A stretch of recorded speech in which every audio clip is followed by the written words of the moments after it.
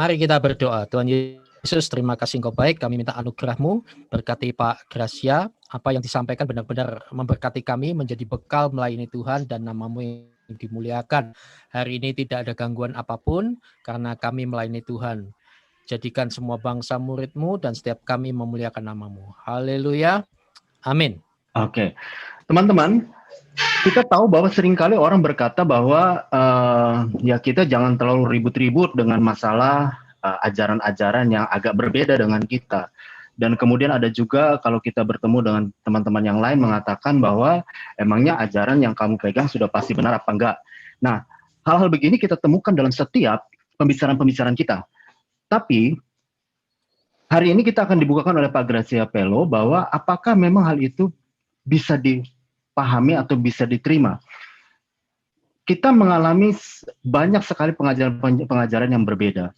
Termasuk salah satunya adalah mereka-mereka yang tidak mengaku Yesus adalah Tuhan. Dan selanjutnya, ini menjadi satu hal yang kadang-kadang kita permisif untuk itu.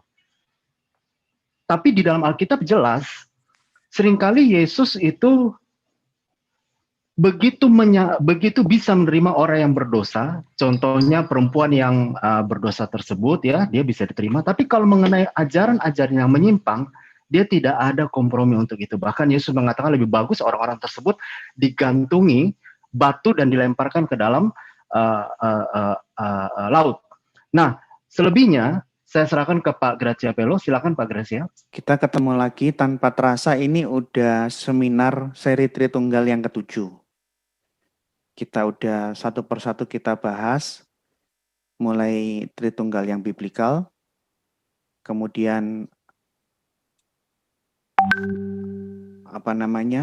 bapak-bapak gereja, pembuktian bahwa bapak-bapak gereja itu sudah mengajarkan Tritunggal sejak abad pertama, jemaat mula-mula abad pertama, kedua, ketiga, untuk menepis kebohongan-kebohongan kaum yang kurang berpendidikan, orang-orang yang bidat-bidat dan maupun orang-orang muslim, yang mengatakan Tritunggal baru dipikirkan dan dirumuskan di Konsili Nikea. Itu udah dibantah di seminar yang kedua. Saya tunjukkan terlalu banyak bapak-bapak gereja yang menjelaskan tentang Tritunggal. Dan yang menarik, kalau saya mau review yang kemarin, di seminar yang ke-6 kita udah masuk sampai komparasi antara Tritunggal dan ilmu kalam. Saya tunjukkan dari tulisan-tulisan ulama-ulama muslim bahwa Tritunggal yang diserang oleh pihak Islam, malah Tritunggal ide-ide doktrin Kristen yang memberi pengaruh ke dalam doktrin-doktrin Islam. Baik mempengaruhi pola pikir teologinya Mu'tazilah yang menegasikan ajaran Kristen bahwa Allah pernah tidak punya firman, Allah tidak punya pluralitas. Kemudian muncullah teologi yang terakhir di abad ke-10 yang punya ajarannya mirip bahwa Allah punya pluralitas. Nggak tanggung-tanggung, bukan Tritunggal tapi 21 tunggal. Termasuk ajaran Kristen dari abad pertama bahwa firman Allah itu kekal, sekalipun dia nusul, firman Allah tetap kekal walaupun wujud turunnya ke dunia itu manusia atau ciptaan. Dan seri yang kemarin itu sangat heboh di medsos. Saya dapat berbagai masukan bahwa banyak polemikus muslim ketakutan dengan postingan-postingan seri ke-6 kemarin. Karena pihak yang menyerang ilmu kalam yang mengajarkan adanya pluralitas di dalam zat Allah yang Esa, itu dari kelompok Salafi, di mana kelompok Salafi itu gampangannya begini loh. Kelompok-kelompok seperti ISIS, Taliban, Al-Qaeda, Jabhat al-Nusra, Boko Haram, kelompok-kelompok jihadis-jihadis yang garis keras itu kelompok Salafi. Nah, kelompok Salafi inilah yang mengatakan ilmu kalam Islam itu adalah ajaran sesat. Ini kira-kira materi yang kemarin. Oke, saya tinggalkan masalah yang kemarin, kita sekarang masuk ke materi minggu ini. Kita masuk sesi pertama. Saudara-saudara, kita semua di sini kan belajar berapologetika. Tugas apologet itu sebarkan Injil. Bahkan kalau kita tidak menyebarkan Injil, kita tidak menyebarkan kebenaran, firman Tuhan mengatakan kita orang-orang yang celaka. Celakalah aku kalau aku tidak mengabarkan Injil. Jadi saya ingatkan, sekalipun saya diblokir di sana-sini, saya tidak bisa live ke YouTube, Zoom saya, channel saya dilaporkan, bahkan saya sudah tidak dapat pemasukan dari iklan. Entah yang lapor itu bidat-bidat atau polemikus muslim, saya tidak tahu. Yang jelas banyak sekali laporan. Bagi saya tetap jalan terus. Karena bagi saya, mengabarkan kebenaran dan menyebarkan Injil itu kewajiban. Bahkan saya yang tidak dapat iklan apapun, saya mengizinkan, sekali lagi saya umumkan terbuka, semua channel-channel saya, postingan-postingan di channel saya boleh dan bebas di-re-upload dan diedarkan. Bahkan malam hari ini pun ada beberapa channel juga yang ikut merelay seminar ini pun saya silakan, tidak ada masalah. Jadi apapun upaya pihak lawan-lawan saya, entah itu polemikus muslim yang tidak suka dengan saya, ataupun kelompok-kelompok bidat anti Tritunggal, apapun upaya mau memberikan laporan tidak akan bisa menutup jalan saya. Saya akan jalan terus. Dan saya tidak pernah melakukan strike copyright bagi siapapun yang mengambil, upload postingan-postingan saya. Saya tidak pernah. Dan saya janji saya tidak akan, bahkan saya memohon sebarkan. Saya perlu kalian, please, bantu sebarkan untuk supaya yang lain bisa menerima informasi yang dirasa berguna untuk kepentingan nama Tuhan. Jadi ini seminar ini tidak berbayar. Yang ada berkat silakan memberikan donasi dan tidak ada kewajiban untuk memberikan uang. Jadi ada orang yang termasuk ini Pak Gracia, minta maaf, termasuk khusus IKIM tidak bisa me-live Pak Gracia lewat Zoom-nya. Siapapun yang terlalu dekat sama saya pasti akan kena ban. Bagus. Siapapun yang terlalu dekat sama saya. Karena apa yang saya lakukan ini sangat-sangat ditakuti dan sangat-sangat berbahaya. Pihak muslim kebingungan untuk mempermasalahkan saya secara hukum. Karena semua yang saya sampaikan dari seminar pertama sampai seminar ke-6 kemarin, memang seperti itu ajaran Islam.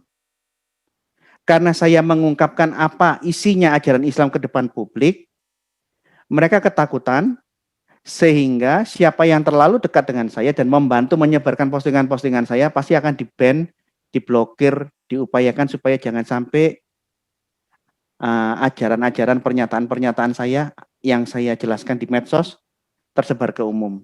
Mereka ketakutan. Oke, kita masuk ya. Nggak usah berlama-lama. Ini pendirinya Saksi Yehova, Charles Taze Russell. Dia bukan orang yang berpendidikan, tidak pernah sekolah teologi, hanya aktif di persekutuan doa. Inilah bahayanya kalau orang itu suka beribadah, tapi tidak memiliki ilmu teologi yang mumpuni. Karena firman Tuhan sudah memperingatkan di Hosea pasal 4 ayat 6, "My people perish because lack of knowledge." Umatku binasa karena kurang pengetahuan.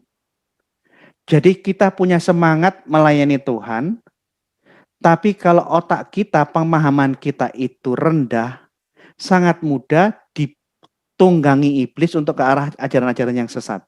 Dia banyak aktif di dalam persekutuan doa, kegiatan-kegiatan keagamaan, karena dia tidak memiliki basic teologi yang benar, dengan mudah dia dipengaruhi ajaran sesat Kristadelphia.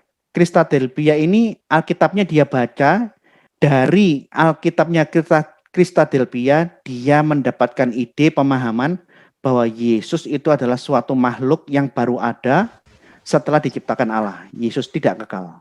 Yang menarik, pendiri saksi Yehova dimulai dari Charles Taze Russell itu berkali-kali melakukan nubuatan palsu. Tahun 1877 dia meramalkan kiamat akan datang tahun 1914. Tahun 1914 tidak terjadi kiamat, dia membuat revisi. Dia menubuatkan yang kedua. Oh, yang kemarin ada keliru ngitung. Kiamat akan datang tahun depan, tahun 1915. Setelah tahun 1915 tidak ada kiamat, dia merevisi lagi di tahun 16, dia menubuatkan nubuatan revisi yang ketiga, bahwa kiamat akan datang tahun 1918. Jadi nubuatan pertama gagal, direvisi. Nubuatan kedua gagal, dia revisi. Direvisi tahun 1916, bahwa kiamat akan datang 1918 kebalik. Tapi karena Charles Taze Russell ini seorang perokok berat, belum sempat dia menyaksikan apakah nubuatan edisi revisi yang ketiga kalinya ini terjadi apa tidak. Dia meninggal di saat dia dalam perjalanan menuju tempat yang akan dia dakwai. Dia perokok berat dan peminum whisky, Charles Taze Russell. Setelah Charles Taze Russell meninggal, digantikan oleh Joseph Franklin Rutherford. Joseph Franklin Rutherford sama, dia tidak kapok bahwa pendahulunya Charles Taze Russell udah 3 kali bernubuat dan gagal semua. Dia ikut-ikutan meramalkan sebuah ramalan yang baru. Dia bernubuat tahun 1925, nabi-nabi atau orang-orang leluhur Israel seperti Abraham, Ishak, Yakub, dan nabi-nabi yang lain semua akan bangkit dari kubur. Dan kita tahu apakah nubuatannya benar terjadi apa tidak, kita sudah tahu. Sama seperti pendahulunya, nubuatannya juga terbukti palsu. Kemudian setelah Rutherford digantikan oleh Nathan Knorr tahun 1966. Pemimpin ketiga saksi Yehova sama aja. Ini kelompok yang aneh. Jadi dia lihat pemimpin pertama pendirinya salah bernubuat berkali-kali, pemimpin kedua Rutherford salah berkali-kali, dia ikut-ikutan bernubuat bahwa di tahun 75 akan kiamat.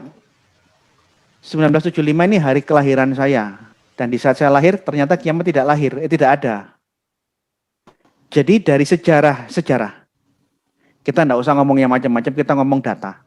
3 pemimpin pertama saksi Yehova, semua nabi-nabi palsu, bernubuat-nubuat palsu, semua yang diucapkan tidak pernah terjadi. Nah, kita sekarang masuk ke doktrin. Doktrinnya saksi Yehova ini ada banyak. Oleh karena itu seminar khusus saksi Yehova saya pecah jadi 2, tidak bisa 1 kali. Saya pecah, jadi sebagian doktrinnya saya ajarkan sekarang. Saya tunjukkan, saya bedah, dan untuk yang lain besok, minggu depan. Doktrin yang membedakan antara Kristen mainstream dan saksi Yehova adalah saksi Yehova mempercaya bahwa firman Allah atau logos itu tidak kekal. Allah pernah tidak punya logos. Allah pernah tidak punya firman. Ini doktrin yang paling utama yang membedakan antara kita dengan dia, dengan mereka. Dan di dalam imannya saksi Yehova, firman itu bukan Allah. Kalau kita membaca Yohanes pasal 1 ayat 1, dan firman itu adalah Allah, di dalam doktrin saksi Yehova, dia tidak percaya firman itu identik ada di dalam Allah dan adalah Allah sendiri. Doktrin saksi Yehova mengatakan firman Allah adalah sebuah Allah. Dia makhluk ciptaan. Nah ini doktrin utamanya saksi Yehova, di mana firman Allah ini ciptaan, ini juga yang diajarkan oleh Joshua Tewu. Ini menarik ini.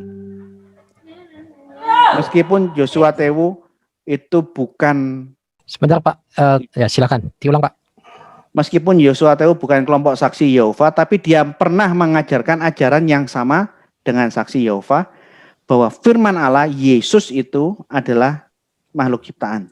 Dan jikalau Yesus itu adalah makhluk ciptaan, di dalam ajaran saksi Yehova, Yesus itu suatu makhluk dan jenisnya adalah malaikat, dan lebih tepatnya dia adalah malaikat Mikail. Jadi malaikat Mikail lah yang menjelma menjadi manusia. Yesus bukan firman Allah yang adalah Allah, dia bukan firman Allah yang satu di dalam Allah. Doktrin Tritunggal kan jelas. Allah selalu satu dengan firman-Nya dan satu dengan rohnya. Tidak pernah Allah tidak punya firman, tidak pernah Allah tidak punya roh, tidak punya hayat. Beda. Kalau saksi Yehova tidak. Firman Allah itu ciptaan, dia terpisah, bukan satu di dalam Allah, dia adalah suatu makhluk ciptaan yang terpisah, dan itu jenisnya adalah malaikat. Ini doktrinnya saksi Yehova. Ini saya punya Alkitab saksi Yehova baik bahasa Inggris maupun bahasa Indonesia. Coba Anda lihat. Pada mulanya firman itu ada. Lihat. Firman itu bersama Allah, dan firman itu adalah suatu Allah. Ini versi bahasa Indonesia. Dalam versi terjemahannya New World, Dunia Baru. In the beginning was the Word, and the Word was with God, and the Word was a God. Dia suatu atau sebuah Allah. Beda kan? Nah, kalau firman itu sebuah Allah, pertanyaannya ada berapa banyak Allah dong? Ngakunya monoteisme, paling tauhid lambemu, cangkemu. Allah ada tersendiri, firman sebuah Allah. Lah berapa jumlah Allah coba? Jadi antara klaim dan propaganda kalian yang paling mengesahkan Tuhan, itu bullshit, bohong, karena Anda mengajarkan di selain Allah ada sebuah Allah yang lain selain Allah. Dengan mengatakan firman Allah itu sebuah Allah, mengindikasikan Anda sudah bukan monoteisme, sudah politeisme. Sekalipun di dalam doktrin saksi Yehova dikatakan firman Allah itu suatu Allah, tapi dia lebih rendah dari Allah. Yang paling tinggi Allah. Sekalipun seperti itu Anda ngomong, Anda tetap mengajarkan politeisme. Yang mana di dalam bahasa teologi, ada tingkatan di dalam keilahian, itu henoteisme. Ada banyak yang ilahi, ada banyak Allah, namun antara Allah yang satu dengan Allah yang lain itu bertingkat-tingkat. Ada yang lebih tinggi derajatnya, ada yang paling tinggi. Jadi Anda mau putar balik ngomong seperti apa, dengan merubah ayat firman Tuhan, firman itu adalah Allah, Anda rubah menjadi firman itu sebuah, was a God, suatu Allah, sebuah Allah, Anda sudah tidak monoteisme. Anda sudah masuk ke henoteisme. Ada tingkatan-tingkatan di dalam politeisme. Jadi yang saya lihat kira-kira begini. Kalau ada ayat Alkitab yang nggak sesuai doktrin, ya ayatnya yang diganti, yang dirubah. Di dalam aliran ini, doktrin keyakinan mereka lebih tinggi dari firman Tuhan. Oleh karena itu dia merubah, mengganti teks ayat itu suatu yang lumrah bagi mereka. Yang penting harus sesuai dengan doktrin mereka. Dan rata-rata orang saksi Yehova tidak ada yang mahir fasih berbahasa Yunani. Penerjemah New World, terjemahan Dunia Baru, New World Translation, itu hanya belajar 2 semester, tapi tiba-tiba udah menerjemahkan bahasa Yunani. Sedangkan di kelompok mainstream, hari ini, orang Kristen mainstream yang fasih bertutur kata, berkhotbah dalam bahasa Yunani, itu banyak. Gereja Ortodoks Yunani masih ada di sini. Gereja Koptik itu banyak, sekitar 50 pendeta gereja Koptik itu fasih berbicara dalam bahasa Yunani, bukan hanya berkhotbah, fasih bisa berdebat dalam bahasa Yunani. Karena gereja Alexandria sangat dipengaruhi tulisan dan budaya Yunani. Huruf Koptik itu huruf Yunani loh. Ingat, bahasanya bahasa Firaun kuno, tapi hurufnya Anda lihat itu huruf Yunani semua. Jadi kalau orang saksi Yehova mau menyombongkan diri, hati-hati. Anda harus rendah hati, Anda kurang banyak belajar. Contoh ya, kalau tadi dia merubah 1 Yohanes pasal 1, saksi Yehova juga merubah Lukas 23-43. Dirubah ayatnya karena tidak sesuai dengan doktrin. Kalau kita baca di Alkitab kita terjemahan LAI dan terjemahan seluruh dunia, King James Version, American Standard Versions, Geneva Bible, New International Version, Revised Standard Version, manapun sama. Di saat Yesus diajak ngomong sama orang yang di sebelah kanannya di saat disalib, Guru, ingatlah akan aku di saat engkau kembali ke kerajaanmu. Di kayu salib Yesus berkata apa?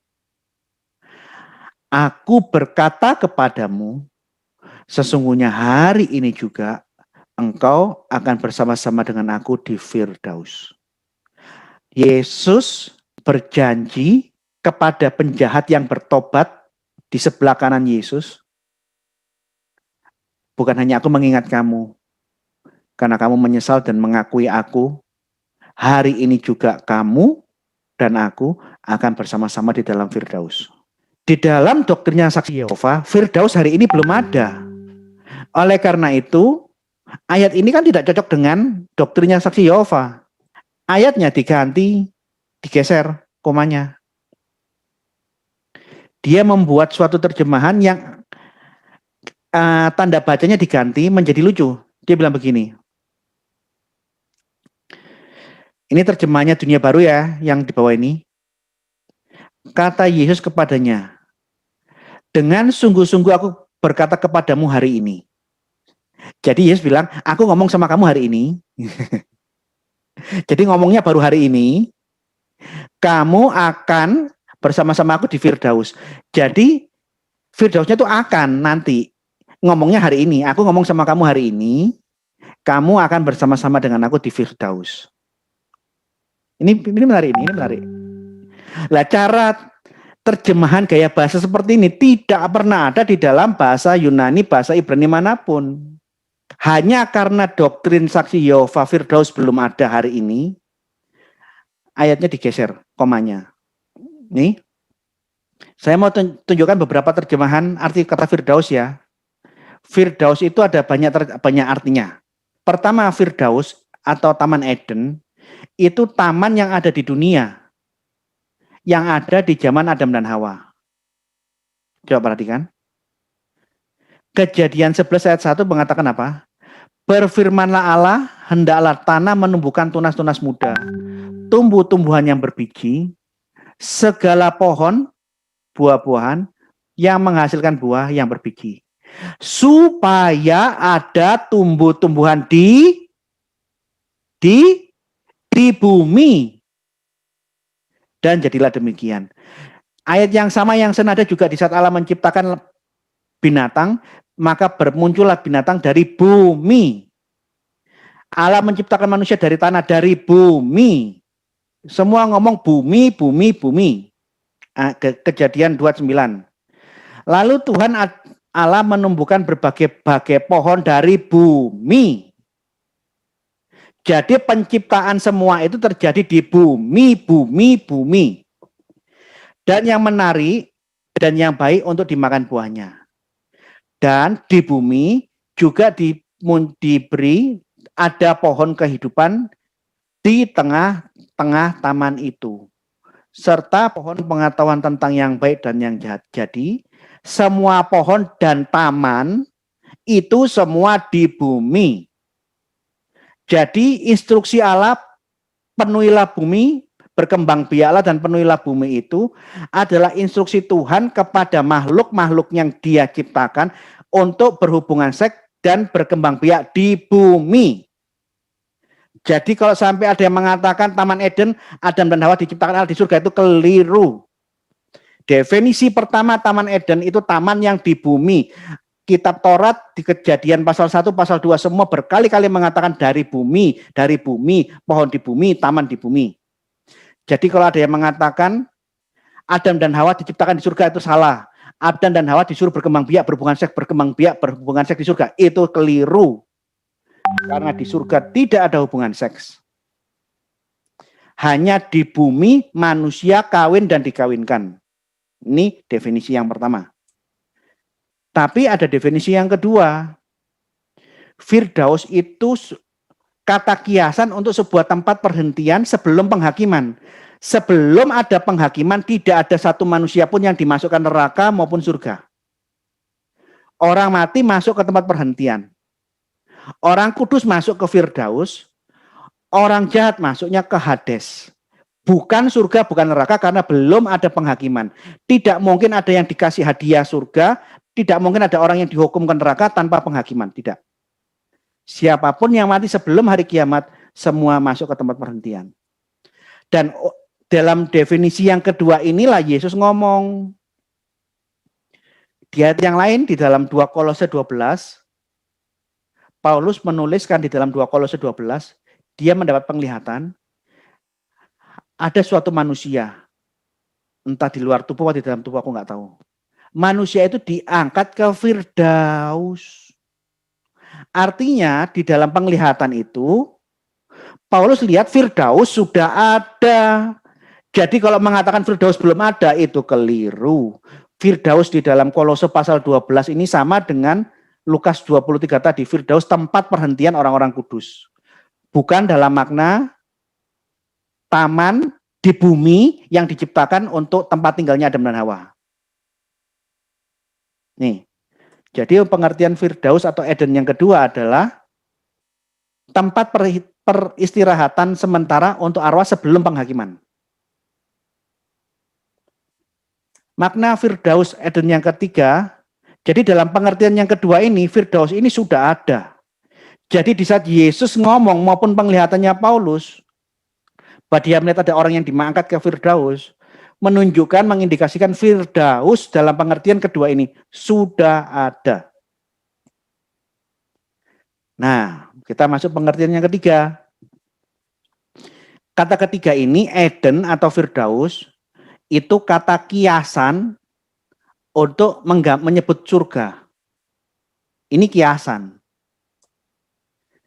Karena surga itu indah, indahnya tidak terbayangkan seperti apa.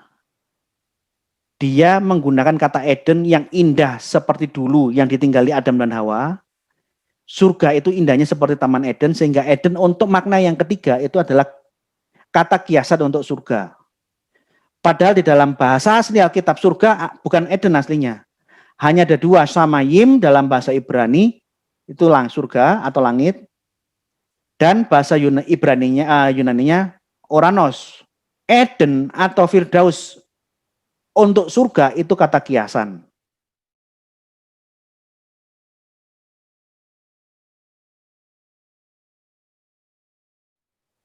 Nah, masuk ke doktrin yang berikutnya. Kita sekarang akan membedah doktrin saksi Yehova bahwa Allah adalah ciptaan. Di layar ini Anda lihat ada gambar malaikat sebelah kiri atas. Ada gambar manusia minum kencing onta, dua-duanya itu ciptaan. Di kiri bawah ada gambar babi, di kanan bawah ada gambar burung makan ikan. Inilah semua ciptaan. Jadi di dalam gambaran saksi Yehova, firman Allah itu baru ada setelah diadakan, alias firman Allah adalah ciptaan, ya kira-kira kejadiannya firman Allah wujudnya itu ya seperti contoh gambar-gambar yang ada di sini. Meskipun mereka lebih mengarah ke kiri atas. Firman ciptaan, firman Allah adalah malaikat. Logika yang tidak bisa dihindari atas doktrin utamanya saksi Yehova bahwa firman Allah adalah ciptaan, Allah pernah tidak punya firman. Saksi Yehova menggambarkan Allah adalah sosok ilahi, sosok gaib yang pernah mengalami cacat. Dan dari cacat bisu, cacat tidak punya firman, tidak bisa ngomong, bodoh dan dungu, ada suatu proses memperbaiki diri. Allah mengalami memperbaiki diri, dia menciptakan firman, dan firman yang dia ciptakan ini berwujud malaikat Mikail. Dari mana? Dari mana saksi Yehova mengajarkan ajaran yang sangat menjijikkan seperti ini? Ajaran yang sama ini muncul di Islam namanya Mu'tazilah. Kita udah belajar beberapa seminar yang lalu. Jadi kalau saksi Yehova mengajarkan yang seperti ini paralel sama dengan ajarannya Mu'tazilah, firman adalah ciptaan. Dan sebelum Mu'tazilah, ajaran seperti ini yang menjijikkan ini sudah muncul di dalam dunia Kristen di tahun abad keempat. Ajarannya Arius. Yang mana seluruh uskup sedunia dari garisnya rasul manapun kumpul membahas, mengadili masalah ini dan dinyatakan ajaran Arius bahwa Allah pernah tidak punya firman itu ajaran sesat yang terkutuk. Yang ajaran ini diajarkan lagi sama saksi Yehova. Jadi nggak ada yang baru di dalam ajaran saksi Yehova ini. Casingnya baru, idenya ide bidat-bidat kuno. Ajaran saksi Yehova itu karena mereka salah menafsirkan Wahyu 3 ayat 14. Karena memang kelompok ini bukan kelompok yang teologis, yang belajar teologi sesuai dengan bahasa aslinya. Dia tidak kurang banyak belajar tentang bagaimana konsep Yudaisme di zaman Yesus. Yesus dan para rasul itu Yudaisme loh. Jangan salah sangka bahwa orang Kristen itu agama yang terpisah, yang turun dari langit. Oh enggak. Kristen muncul dari tengah-tengah monoteisme Yahudi. Bahkan Kristen adalah sekte sempalan terbesar dari Yahudi. Menjadi sekte agama yang terbesar. Karena dia kurang belajar tentang sejarah gereja. Ajaran bapak-bapak gereja. Muridnya rasul-rasul ini, dulu diajar para rasul, kira-kira rasul itu maknanya apa? Mereka nggak ngerti. Karena banyak kekurangan ilmu, akhirnya mereka masuk ke dalam tafsir yang liar. Ini, di dalam Wahyu 13 saya pernah diskusi sama seorang saksi Yehova beberapa kali, bukan sekali toh. Mereka mengatakan, setiap kali saya tanya, di mana ayat bahwa firman Allah itu adalah sebuah makhluk ciptaan? Ada Pak Gracia. Mari kita buka Alkitab firman Allah ya Pak Gracia. Oh ya silakan. Mari kita buka Wahyu 3 ayat 14. Dan tuliskan kepada malaikat jemaat di Laodikia. Inilah firman dari Amin. Saksi yang setia dan benar, permulaan dari ciptaan Allah. Nah, ini Pak, ini buktinya bahwa di dalam iman kami saksi Yehova, firman Allah itu memang diciptakan ini. Ini yang saya bilang dia tafsirnya tafsir secara liar, dia tidak memahami ayat dalam menafsirkan dengan cara yang benar. Ini ngawur sekali. Setiap kali saya ketemu saksi Yehova, saya mendiskusikan masalah ini. Dalam suatu kesempatan saya bawakan Alkitab bahasa Yunani. Saya tunjukkan, Bu. Yang Ibu baca itu kan terjemahan. Para rasul tidak ngomong dalam bahasa Indonesia dan tidak membaca Alkitab dalam terjemahan LAI. Ayo kita lihat tulisannya dalam bahasa Yunani. Saya bacakan yang terbawa aja ya langsung ya. He arche tes ketisios toteu. Kata permulaan ciptaan Allah itu diambil dari kata he arche. Ibu tahu maknanya arche? Maaf Pak Gracia, saya kurang paham. Oh, Anda belum belajar bahasa Yunani? Iya, saya hanya membaca terjemahan. Saya ingatkan, Bu, terjemahan itu alat bantu.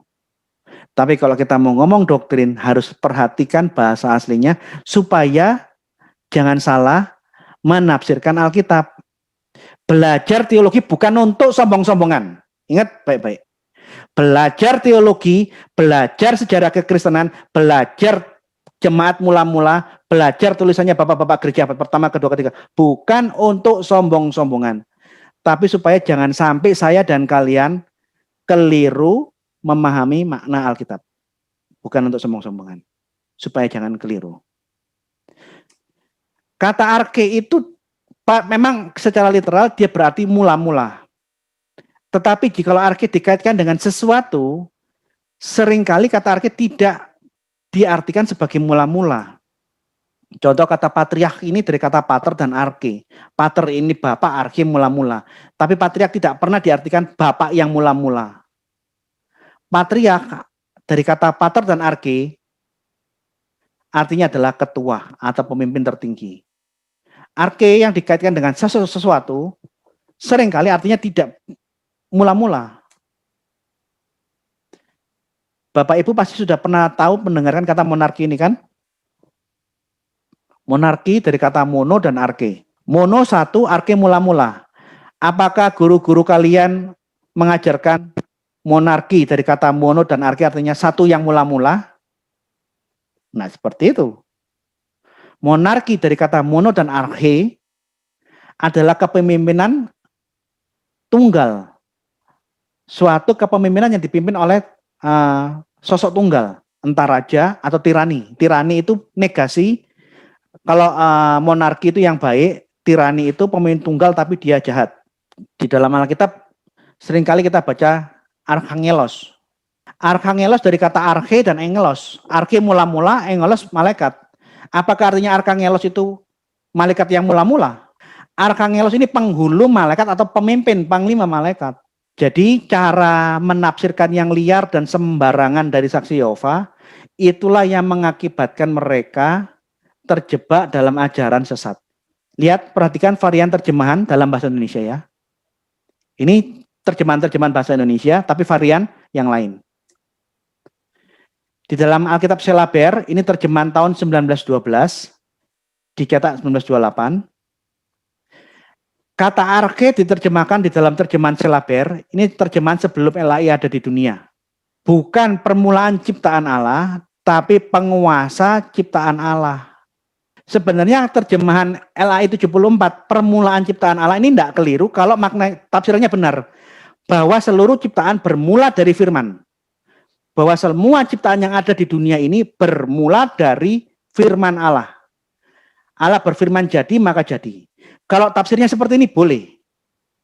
Nah, tetapi tafsirannya saksi Yehova kan beda. Dia tidak menafsirkan bahwa segala ciptaan bermula dari firman. Saksi Yehova menerjemahkan apa? Bahwa firman Allah yang menciptakan segala sesuatu itu adalah ciptaan. Nah, ini kelirunya kan di situ. Inilah yang saya maksud. Banyak belajar. Belajar bukan untuk sombong-sombongan. Jadi ajarannya saksi Yehova termasuk khotbahnya Joshua Tewu bahwa Yesus itu ciptaan, ini hati-hati. Pinter dalam urusan teologi bukan untuk sombong dan gagah-gagahan, bukan. Supaya kita tidak keliru dan jangan mengajarkan yang keliru kepada yang lain. Untuk itu. Karena Alkitab mengajarkan hendaklah kita memberi pengetahuan yang benar tentang anak Allah. Jadi belajar supaya kita pinter, itu instruksi Alkitab. Kita belajar sampai mendapatkan pengetahuan yang benar tentang anak Allah. Ini kata firman Tuhan. Jadi rata-rata bidat-bidat yang muncul di akhir-akhir zaman ini, semua orang-orang yang tidak berpendidikan, orang yang tidak bisa bahasa asli Alkitab, tidak memiliki ilmu tafsir yang bagus, sombong rohaninya luar biasa. Karena dia bodoh dan sombong, malah kita semua yang dihina, yang dikatakan sebagai sesat dan bukan Kristen. Ini kebalik-kebalik ini. Ini ya, LAI menerbitkan ulang terjemahan tahun 1912. Terjemahannya Selaber digandeng dengan bahasa aslinya Yunani. Ini diglot. Yunani Indonesia, tapi Indonesianya terjemahannya Selaber. Nih. Kata arche di situ, lihat sebelah kanan bahasa Yunaninya. He arche tes ketiseos tuteu, he arche, firman Allah, saksi yang benar dan setia, amin, Yesus itu, dialah penguasa ciptaan Allah, dari dialah bersumber segala ciptaan. Tanpa dia tidak ada ciptaan yang terjadi. Kita lihat terjemahan yang lain ya. Nah, karena ada problem terjemahannya kalau dimaknai dalam pengertian yang benar bahwa segala sesuatu itu bermula dari firman, tanpa firman tidak ada ciptaan yang terjadi, itu nggak masalah. Tapi karena terjemahan LAI 1974 itu ditunggangi oleh saksi Yehova dan berbagai bidat anti Tritunggal, Unitarian, Oneness segala macam, LAI membuat revisi supaya makna ayat ini jangan menjadi terjemahan karet yang bisa ditarik ngawur-ngawur.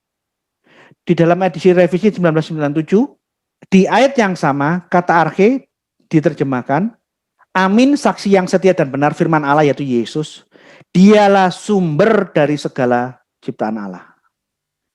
Ini sinkron, cocok dengan Yohanes pasal 1 ayat 3. Tanpa dia, tanpa logos, tanpa dia, tanpa logos, tanpa firman Allah, tanpa Yesus dalam hakikat keilahiannya, tidak ada yang jadi dari segala yang dijadikan. Jadi logos, firman Allah, itu penguasa pencipta, penguasa ciptaan, dan dialah sumber segala ciptaan.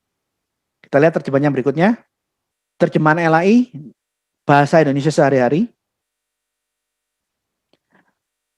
Wahyu 3:14 diterjemahkan apa? Sumber segala sesuatu yang diciptakan oleh Allah. Sama dengan edisi revisi tahun 1997. Ini, saya nemukan Alkitab ini di toko buku barang loak. Saya jalan-jalan ke tempat barang-barang buku-buku loaan, buku-buku bekas. Saya ketemu ada Alkitab bahasa Sunda yang diterjemahkan dua bahasa, Sunda dan Yunani. Saya beli buku ini. Nih. Bahasa Sunda, saya tidak bisa bahasa Sunda, saya hanya membacakan aja. Amanat ke jamaah di Laodikia. Tulis. Pikun malaikat jamaah di Laodikia. Pikun ini ya nggak ngerti apa pikun tak apa ini saya nggak tahu, saya nggak ngerti bahasa Sunda. Iup pangandika sang amin. Saksinu estu baunang dipercaya. Cikalna ciptaan Allah. Dia cikal bakalnya segala ciptaan Allah. Ini diterjemahkan bahasa Sunda, di sebelah kanan bahasa Yunani. Ini Alkitab terbitan LAI ya. Kalau jenengan semua bapak-bapak ibu-ibu punya uang, koleksi buku-buku kayak begini bagus juga ini. Ini terjemahan sebelum 1974, terjemahan lama. Di dalam Alkitab terjemahan lama, awal segala kejadian Allah. Artinya firman Allah itu yang mengawali segala macam ciptaan Allah. Dikonfirmasikan di dalam Yohanes pasal 1 ayat 3. Jadi dari firman Allah ini muncul semua ciptaan. Jadi kalau ditafsirkan firman Allah adalah ciptaan, keliru. Maksudnya ayat ini, segala ciptaan diawali karena firman.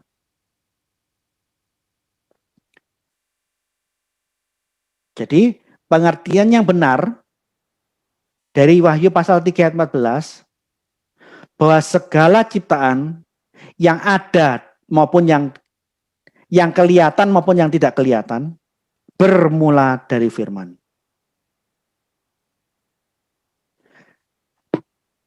Karena firman Allah, maka ciptaan itu ada. Allah berfirman, jadilah, maka jadi.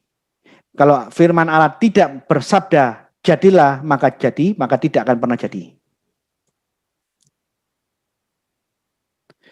Jadi, tafsiran liar yang ngawur dari saksi Yehova bahwa Wahyu 3 ayat 14 itu maksudnya adalah firman Allah baru ada setelah diadakan oleh Allah. Itu keliru. Kenapa? Ya karena kalian orang-orang saksi Yehova termasuk Yosua Tewu di dalam suatu khotbahnya yang mengajarkan Yesus adalah ciptaan, tidak melihat bahasa asli, eksegesi yang benar. Tafsirnya ya berdasarkan terjemahan dan pola pikir yang liar, itu yang parahnya di situ. Kalau kita keliru, kita tidak paham Alkitab, bukan untuk sombong-sombongannya. Kita ngerti Alkitab bukan untuk sombong-sombongan. Supaya kita nggak sesat. Supaya kita nggak keliru. Karena kalau kita benar, kita bisa mengajarkan kebenaran yang lain. Tapi kalau kita keliru dan sesat, tanpa disadari kita menyebarkan kesesatan kemana-mana. Dan itu Tuhan sangat marah. Tuhan sangat marah dengan ajaran sesat. Kedua, saksi Yehova menafsirkan keliru Amsal 8 ayat 22. Untuk menguatkan doktrin mereka bahwa Yesus sebagai dalam wujud ilahinya, dia itu baru ada setelah diciptakan oleh Allah. Firman Allah baru ada setelah diadakan oleh Allah. Sebelum Allah menciptakan firman Allah, Allah tidak punya firman. Itu karena tafsir keliru dari Amsal 8 ayat 22. Saya tegaskan, Amsal Soleman itu satu rumpun dengan Mazmur, Pengkhotbah, sama Ayub. ini adalah kitab puisi, kitab syair. Di mana di dalam penggunaan kalimat-kalimat kitab puisi banyak hal-hal yang metafora. Beda dengan kitab-kitab sejarah yang gaya penulisannya itu seperti orang liputan, seperti wartawan nulis. Jadi cara menafsirkan kitab sejarah ini jelas berbeda dengan cara kita menafsirkan membaca Alkitab dari kitab-kitab jenisnya kitab-kitab puisi. Nah, seringkali kelompok saksi Yehova ini tidak memperhatikan jenis kitabnya dan dia dengan asumsi kelirunya dia asal-asalan menafsirkan Alkitab. Jadinya keliru semua. Nih. Pada waktu saya ketemu saksi Yehova, dia menyuruh saya, Pak, coba lihat. Kalau Bapak tidak percaya Wahyu 3:14. Jadi setelah saya debat, mereka tidak bisa bahasa Yunani, tidak nyerah. Dia ngasih, Pak, saya punya contoh ayat yang lain. Yang mana, Bu? Ini. Mazmur 8:22. Coba Bapak baca. Tuhan menciptakan aku sebagai permulaan pekerjaannya. Sebagai perbuatannya yang pertama-tama dahulu kala. Artinya, aku hikmat Allah. Itu kan Yesus toh, Pak. Allah telah menciptakan aku. Jadi Yesus firman Allah itu diciptakan, Pak. Ini ada ayatnya, Pak. Saya tidak berbohong, ini ayatnya. Orang-orang saksi Yehova sebelum ngomong saya sudah tahu apa yang ada di otaknya dan ayat apa yang akan dibacakan saya sudah tahu. Begitu dia ngomong begitu saya senyum-senyum. Saya diskusi dengan orang-orang saksi Yehova ini di suatu kos-kosan di gang sebelahnya Geraha Betani. Saya masih tinggal di Surabaya, masih beribadah di gereja Betani. Di Geraha Betani, gedung gereja Betani yang terbesar di Indonesia, gereja terbesar. Di gang sebelahnya di Manyar Pumpungan, satu kos-kosan anak-anak SOE, perempuan-perempuan, mereka kuliah perawat, jadi saksi Yehova semua. Saya diajak kawan saya untuk ketemu, untuk berdiskusi mengenai hijrahnya orang-orang Kristen dari Gemit yang kuliah di Surabaya, satu kos-kosan 8 orang perempuan, pindah ke saksi Yehova. Saya datang. Pada waktu dia ibu orang saksi Yehova itu sudah tua, rambutnya putih semua. Dia nunjukkan ayat ini. Saya jawab, Ibu bisa baca bahasa aslinya enggak? Bahasa Ibraninya? Oh enggak. Di dalam bahasa Ibraninya, Bu, Mazmur 8 ayat 22, tidak ada kata bara. Tidak ada kata ciptaan. Ini problem terjemahan, Bu. Coba kita lihat bahasa aslinya. Yang ada Kenani. Kenani artinya memiliki aku. Dari kata kana, memiliki. Jadi, hikmat Allah memiliki hikmat. Tidak ada kata Allah menciptakan. Jadi kalau Ibu berpatokan kepada terjemahan bahwa hikmat Allah, pengetahuan Allah itu baru ada setelah diciptakan, Ibu keliru. Karena di dalam bahasa aslinya ayat ini, tidak ada kata ciptaan, yang ada kata kana. Hikmat Allah memiliki hikmat. Orang saksi Yehova selalu mengaitkan hikmat, itu adalah Yesus. Oke, hikmat dan logos masih bisa diidentikan. Tapi yang jadi masalah, tafsiran liar yang sembarangan bahwa hikmat Allah baru ada setelah diadakan, ini memiliki konsekuensi yang mengerikan. Ini ajaran yang sangat-sangat menjijikan ini. Berarti sebelum pikiran Allah, otaknya Allah, pengetahuan Allah, hikmatnya Allah diciptakan, Allahnya saksi Yehova tidak punya otak, tidak punya pengetahuan, tidak punya hikmat. Ini kan suatu konsekuensi yang ngawur ini. Jadi di saat mereka dengan gagah, dengan PD-nya menjelaskan doktrin-doktrinnya ke saya cuma heran. Lah kalau Allah pernah tidak punya otak, tidak punya hikmat, tidak punya pengetahuan, yang menciptakan pengetahuannya Allah itu siapa? Allah yang goblok menjadi Allah yang cerdas, Allah yang dungu, idiot menjadi Allah yang berhikmat. Yang menciptakan Allah yang memperbaiki kodrat Allah yang goblok yang rendah ini menjadi Allah yang sempurna. Ini ya siapa? Ini logika. Jadi selain saya mempermasalahkan bahasa aslinya yang pasti orang-orang saksi Yehova tidak menguasainya karena mereka memang bukan orang-orang teologi, mereka hanya orang-orang yang asal-asalan menafsirkan Alkitab. Saya dalam berdiskusi dengan orang saksi Yehova banyak mempertanyakan logikamu. Cara pandang Anda yang seperti ini sangat mengerikan, Bu. Tapi waktu itu saya nggak ngomongnya belak-belakan seperti ini, saya ngomongnya lembut. Karena sebelum saya mau datang ketemu dengan saksi Yehova dan 8 anak putri di kos-kosan itu, anak-anak SOE itu, Tuhan tuh kayak ngomong sama saya di dalam pikiran saya, Gracia, kamu kalau ketemu saksi Yehova, jangan ngomong belak-belakan seperti biasanya kamu lakukan. Nah terus aku ngomong kayak gimana Tuhan?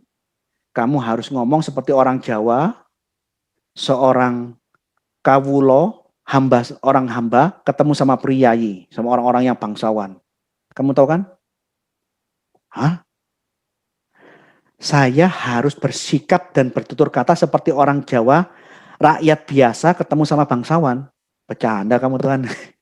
Saya ketawa. Tuhan ngomong di pikiran saya, itu saya merasa kok aneh. Kenapa kamu Tuhan ngomong kayak begini?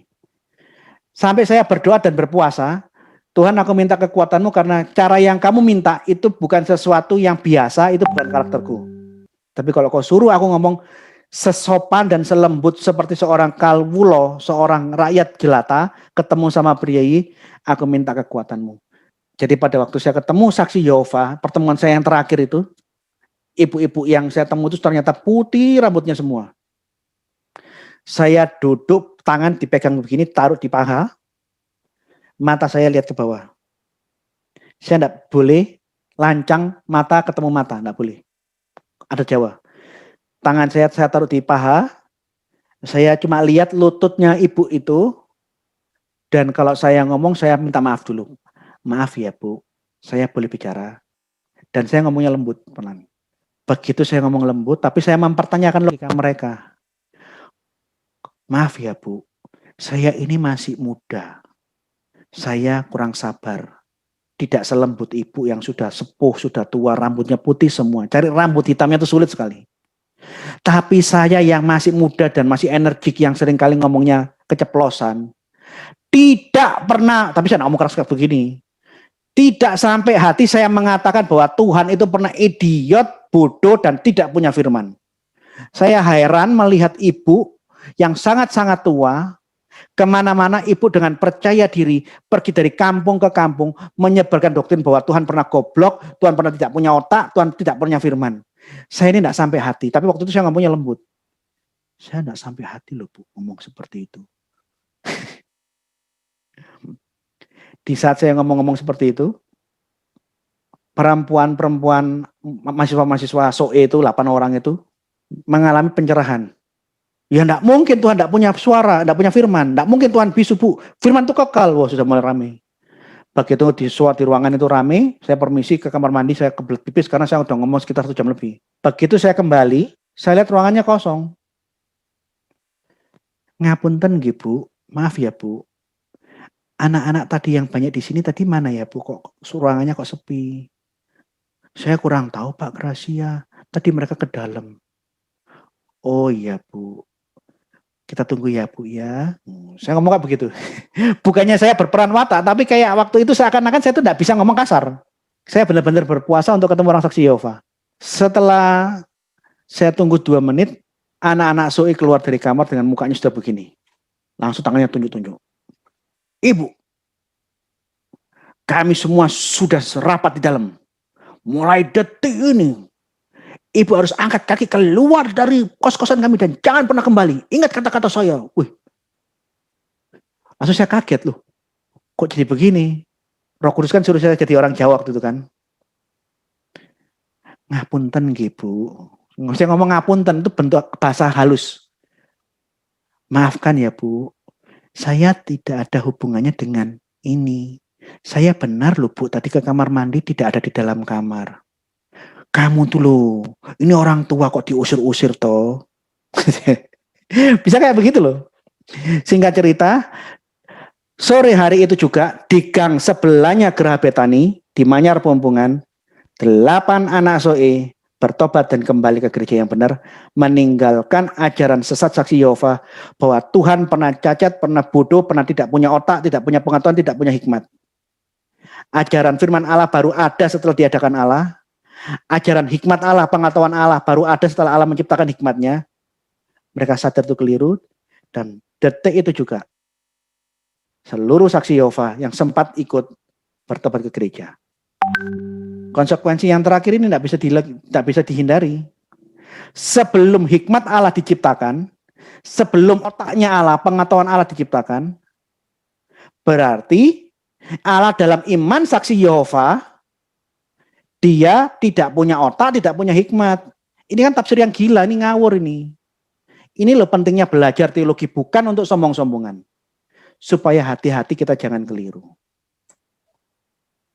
Nih, Yosua Tewu bukan saksi Yehova, tapi dia mengajarkan seperti yang diajarkan saksi Yehova. Dia mengajarkan Yesus adalah ciptaan yang pertama.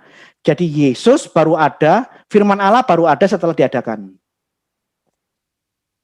Dan dia menggunakan ayat yang sama. Ya, kita lihat rekamannya Joshua Tewu ya. Tentang duanya, Pak. Sudah lihat? Sudah kelihatan? Sudah Pak, silakan Pak. Sudah ya. Ya, rekaman khotbah penjelasannya Joshua Tewu. Persis dengan saksi Yehova. Ya, antara terima nggak terima karena sudah terlanjur basah gitu loh maksudnya. Jadi mereka bertanya, kalau Yesus itu Alfa dan Omega, yang awal dan yang akhir, dia yang pertama, berarti ada yang membuat dia menjadi yang pertama. Kalau Yesus itu Alfa dan Omega, yang awal dan yang akhir, dia yang pertama, berarti ada yang membuat dia menjadi yang pertama. Kalau Yesus itu Alfa dan Omega, yang awal dan yang akhir, dia yang pertama, berarti ada yang membuat dia menjadi yang pertama. Yesus yang Alfa dan Omega, yang awal dan yang akhir. Berarti dia yang menciptakan. Iya, dia yang menciptakan. Iya, dengar lagi. Gitu. Sebenarnya kalau pertanyaannya seperti itu benar juga, karena contoh ya, kalau kita kaji lagi Kejadian 1 ayat 3. Ya, yang pertama Tuhan ciptakan dalam 6 hari penciptaan itu, hari pertama Tuhan ciptakan bukan langit dan bumi. Yang Tuhan ciptakan terang. Lalu Yesus tampil dan mengatakan, I am the light of the world. Saya adalah terang dunia. Ya, dialah yang pertama-tama diciptakan, mendasari semua ciptaan yang lain. Bahkan kalau saya mau katakan itu luar biasa. Dia dikatakan yang sulung, lebih utama dari semua yang diciptakan. Nah, dia juga. Oke, sudah dengar? Jadi Yosua Tewu, Iya, Pak. saya tidak mengatakan Sekilas saja rasanya ngawur ya. tapi saya sedang tidak membahas Joshua Tewu. Joshua Tewu dan Yohanes akan saya bahas di seminar 2 minggu lagi. Minggu depan masih kelanjutannya saksi Yehova. Setelah itu saya akan bahas Yohanes dan khusus untuk Joshua Tewu. Kabari semua pengikutnya Joshua Tewu untuk rame-rame bergabung, kita diskusi di sini. Jadi Joshua Tewu bukan saksi Yehova. Dia mengklaim aku adalah bidat Pantekosta Yohanes yang tidak percaya Allah Tritunggal. Allah tidak satu dengan firman-Nya, Allah tidak satu dengan rohnya. Ini imannya Joshua Tewu. Dan di saat yang sama dia mengajarkan yang sama dengan saksi Yehova, bahwa Yesus yang awal dan yang akhir dimaknai secara harfiah. Dia berawal, tentu dia berakhir dong. Nah, ini kan ngawur ini. Kata yang awal dan yang akhir itu maknanya dia hadim dan bakok. Dia tidak berawal, hadim, dan dia tidak berakhir, bakok, baka. Di dalam Al-Quran ada ayat yang sejenis. Allah itu al-awalun wa akhirun. Allah itu yang awal dan yang akhir. Frase yang di Alkitab itu juga muncul di Quran. Bahwa Allah juga disebut, digelari yang awal dan yang akhir. Tapi tidak pernah orang muslim mengatakan dalam pola pikir yang harafiah, Allah pernah tidak ada dan dia berawal, kemudian dia berakhir. Nah, pernah seperti itu. Jadi ini menarik. Dia bukan saksi Yehova, tapi memiliki cara pandang iman yang sama dengan saksi Yehova, bahwa Yesus pernah tidak ada dan dia diawali. Nah, kenapa mereka akan melakukan banyak kesalahan-kesalahan seperti ini? Karena mereka terlalu mengharafiakan. Kitab puisi harusnya ditafsirkan secara berbeda, tidak boleh harafiah. Kalau tafsir harafiah itu hanya bisa dipakai di kitab-kitab sejarah. Di dalam kitab-kitab puisi yang banyak kiasan, kitab-kitab puisi, kitab tafsir, digunakan tafsir harafiah. Ini keliru. Apalagi tidak punya pengetahuan dan bekal bahasa asli Alkitab. Sehingga andai kata ada problem terjemahan yang kurang tepat, langsung mentah-mentah dimakan. Ini keliru. Hikmat Allah ciptaan, maka sebelum alat hikmatnya Allah, pengetahuannya Allah, kecerdasan otaknya Allah diciptakan, Allah tidak berhikmat dong. Ini kan menjijikkan sekali ajaran seperti ini. Terus hikmatnya Allah, pengetahuannya Allah, Allah yang bodoh, Allah yang dungu, Allah yang idiot. Siapa yang menciptakan sampai dia bisa memperbaiki Allah? Siapa yang bisa memperbaiki Allah yang bodoh menjadi Allah yang cerdas? Siapa? Siapa yang menciptakan? Ini kan pertanyaan-pertanyaan yang sangat, aduh, ya Tuhan kok ada ajaran semacam ini. Apalagi kalau di dalam kitab bedah dalam bahasa aslinya, di dalam Yesaya Amsal 8 ayat 22, itu menggunakan bentuk feminim. Kalau saya bedah secara eksegesi, mati kamu. Ani hokma, bentuk feminim. Yesus laki-laki. Loh, makanya ini saya bilang, belajar itu penting.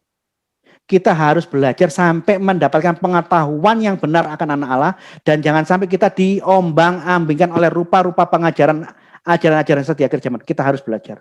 Bukan untuk sombong-sombongan. Supaya saya dan kalian tidak keliru dan jangan sampai salah menyebarkan ajaran sesat. Kemana-mana kita harus mengajarkan kebenaran dan jangan sampai kita keliru. Di dalam Amsal 8, kalau kita teruskan, hikmat Allah itu dikiaskan seperti anak kecil yang bermain-main di hadapan Allah. Kalau kita menggunakan tafsir harafiah, loh, berarti antara Allah dan hikmatnya itu dua entitas yang terpisah. Allah di sini hikmatnya main-main. Kan ya seperti itu, ini kitab puisi kok. Karena dia hikmat itu dalam rupa anak kecil yang bermain-main, keliling-keliling, lari-lari. Maka dia kan bisa bertumbuh dari kecil menjadi adolescent, hikmat yang adolescent menjadi hikmat yang pemuda, menjadi dewasa. Ya tidak mungkin lah kita membayangkan Allah dengan tafsir harafiah yang menjijikan seperti ini. Jadi kitab yang kiasan dimaknai harafiah, kitab yang harafiah dimaknai kiasan. Ini kan terbalik-terbalik metodenya ini. Bagaimana mungkin hikmat ini mengalami pertumbuhan? Wong ini kiasan semua. Ini yang saya bilang tafsir liar DBS. Tafsirnya orang dungu, bodoh, dan sinting. Nah, saya mau jelaskan. Makna yang sebenarnya dari Amsal 8 ayat 22 ini apa? Ini yang namanya problem terjemahan. Wajar kalau ada terjemahan yang kurang presisi, kurang tepat. Oleh karena itu kita harus belajar bahasa asli, supaya kita bisa menemukan makna ayat yang benar.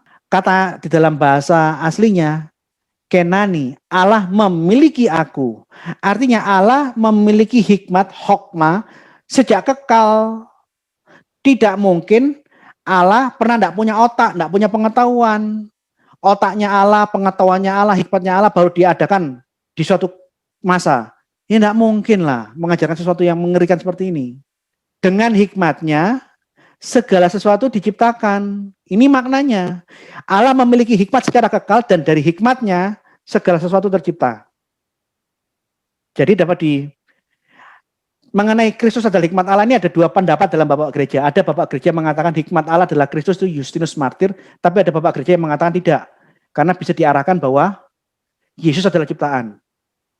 Tapi saya mengatakan andai kata dimaknai bahwa hikmat itu sama dengan identik dengan logos, saya bisa bisa menerima.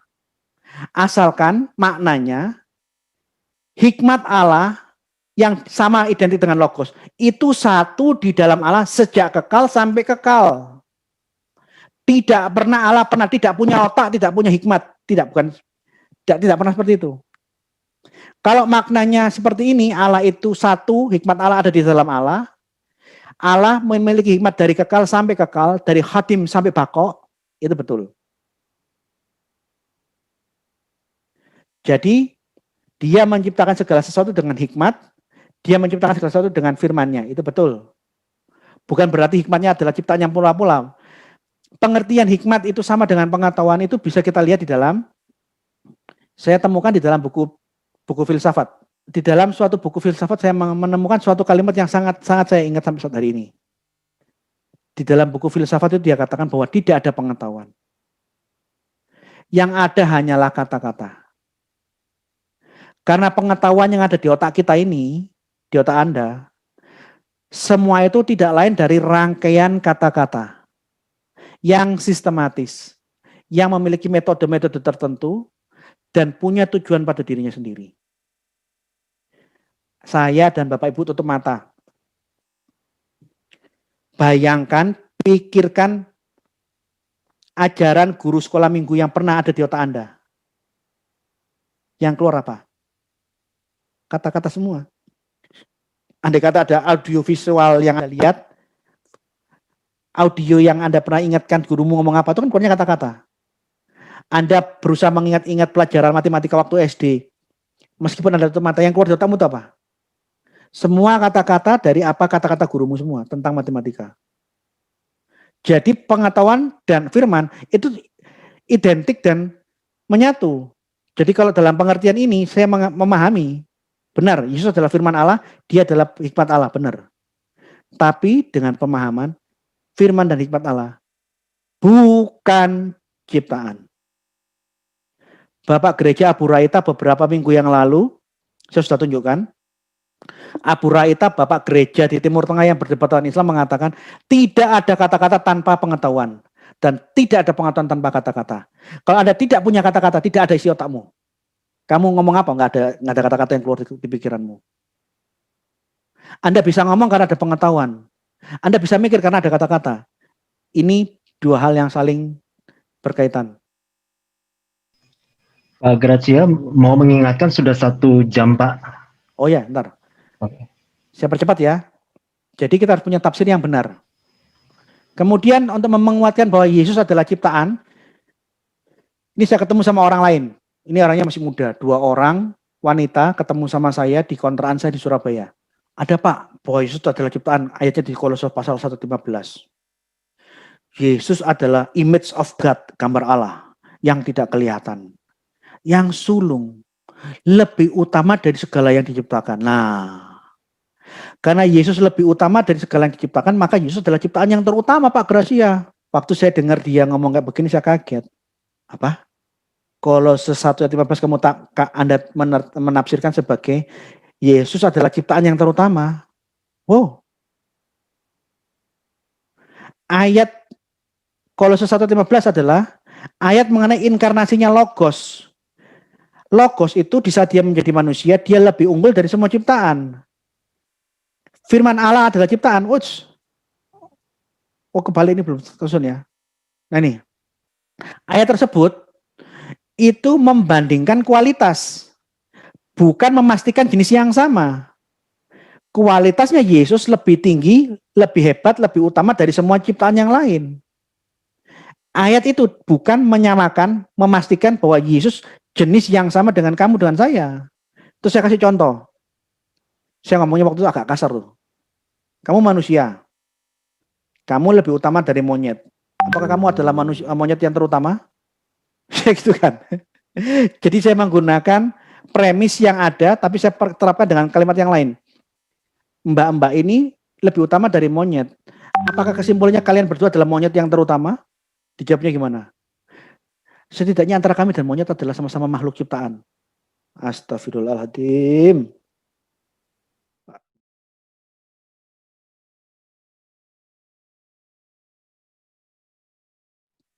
Kata lebih utama tidak menyamakan jenis, tapi membandingkan kualitas. Kemudian kita masuk ke doktrin tentang Yesus adalah ciptaan dan itu adalah malaikat. Asumsi ya, saksi Yehova, dia mencari makna kata Mikael. Mikael itu artinya siapakah yang seperti Allah. Lah, Yesus itu kan adalah rupa Allah toh Pak. Jadi Yesus adalah Mikael, karena Mikael adalah siapakah yang seperti Allah. Ini tafsir model apa ini? Tafsir yang hanya mencari persamaan kata. Nah kalau kayak begini, Yesus, Yashua, Yosua, Yesaya, Yesayahu, semua kalimat ini artinya sama. Apakah Yosua ajudannya Musa adalah Yesus? Apakah Yesaya itu adalah Yesus? Karena Yesua, Yesaya, Yesus, Jesus de Gomez, Jesus Gonzales, semua artinya sama. Ini kan aduh kadang-kadang ya saya repot. Menafsirkan hanya berdasarkan persamaan kata. Ini parah banget ini. Ini parah banget. Tafsir yang mengatakan Yesus adalah malaikat Mikail, firman Allah adalah malaikat, bertentangan dengan Alkitab. Karena Alkitab berkata Yesus lebih tinggi dari malaikat. Berarti Yesus bukan malaikat, dia lebih tinggi dari malaikat. Ia adalah cahaya kemuliaan Allah dan gambar wujud Allah yang menopang segala yang ada dengan firman-Nya yang penuh kekuasaan. Dan setelah ia selesai mengadakan penyucian dosa, ia duduk di sebelah kanan Allah yang maha besar di tempat yang tinggi. Jauh lebih tinggi daripada malaikat-malaikat. Jadi Yesus lebih tinggi dari Gabriel, lebih tinggi dari malaikat-malaikat perang, lebih tinggi dari malaikat maut, lebih tinggi dari malaikat Mikail. Jadi ajaran kalian saksi Yehova, Yesus adalah ciptaan dan dia adalah malaikat, bertentangan dengan Alkitab. Yesus lebih tinggi dari malaikat. Iya Pak, kan malaikat yang tertinggi. Loh, malaikat mana? Dia lebih tinggi dari malaikat. Iya Pak, dia kan malaikat yang tertinggi. Hei, Yesus lebih tinggi dari malaikat, dia bukan malaikat, ngerti enggak?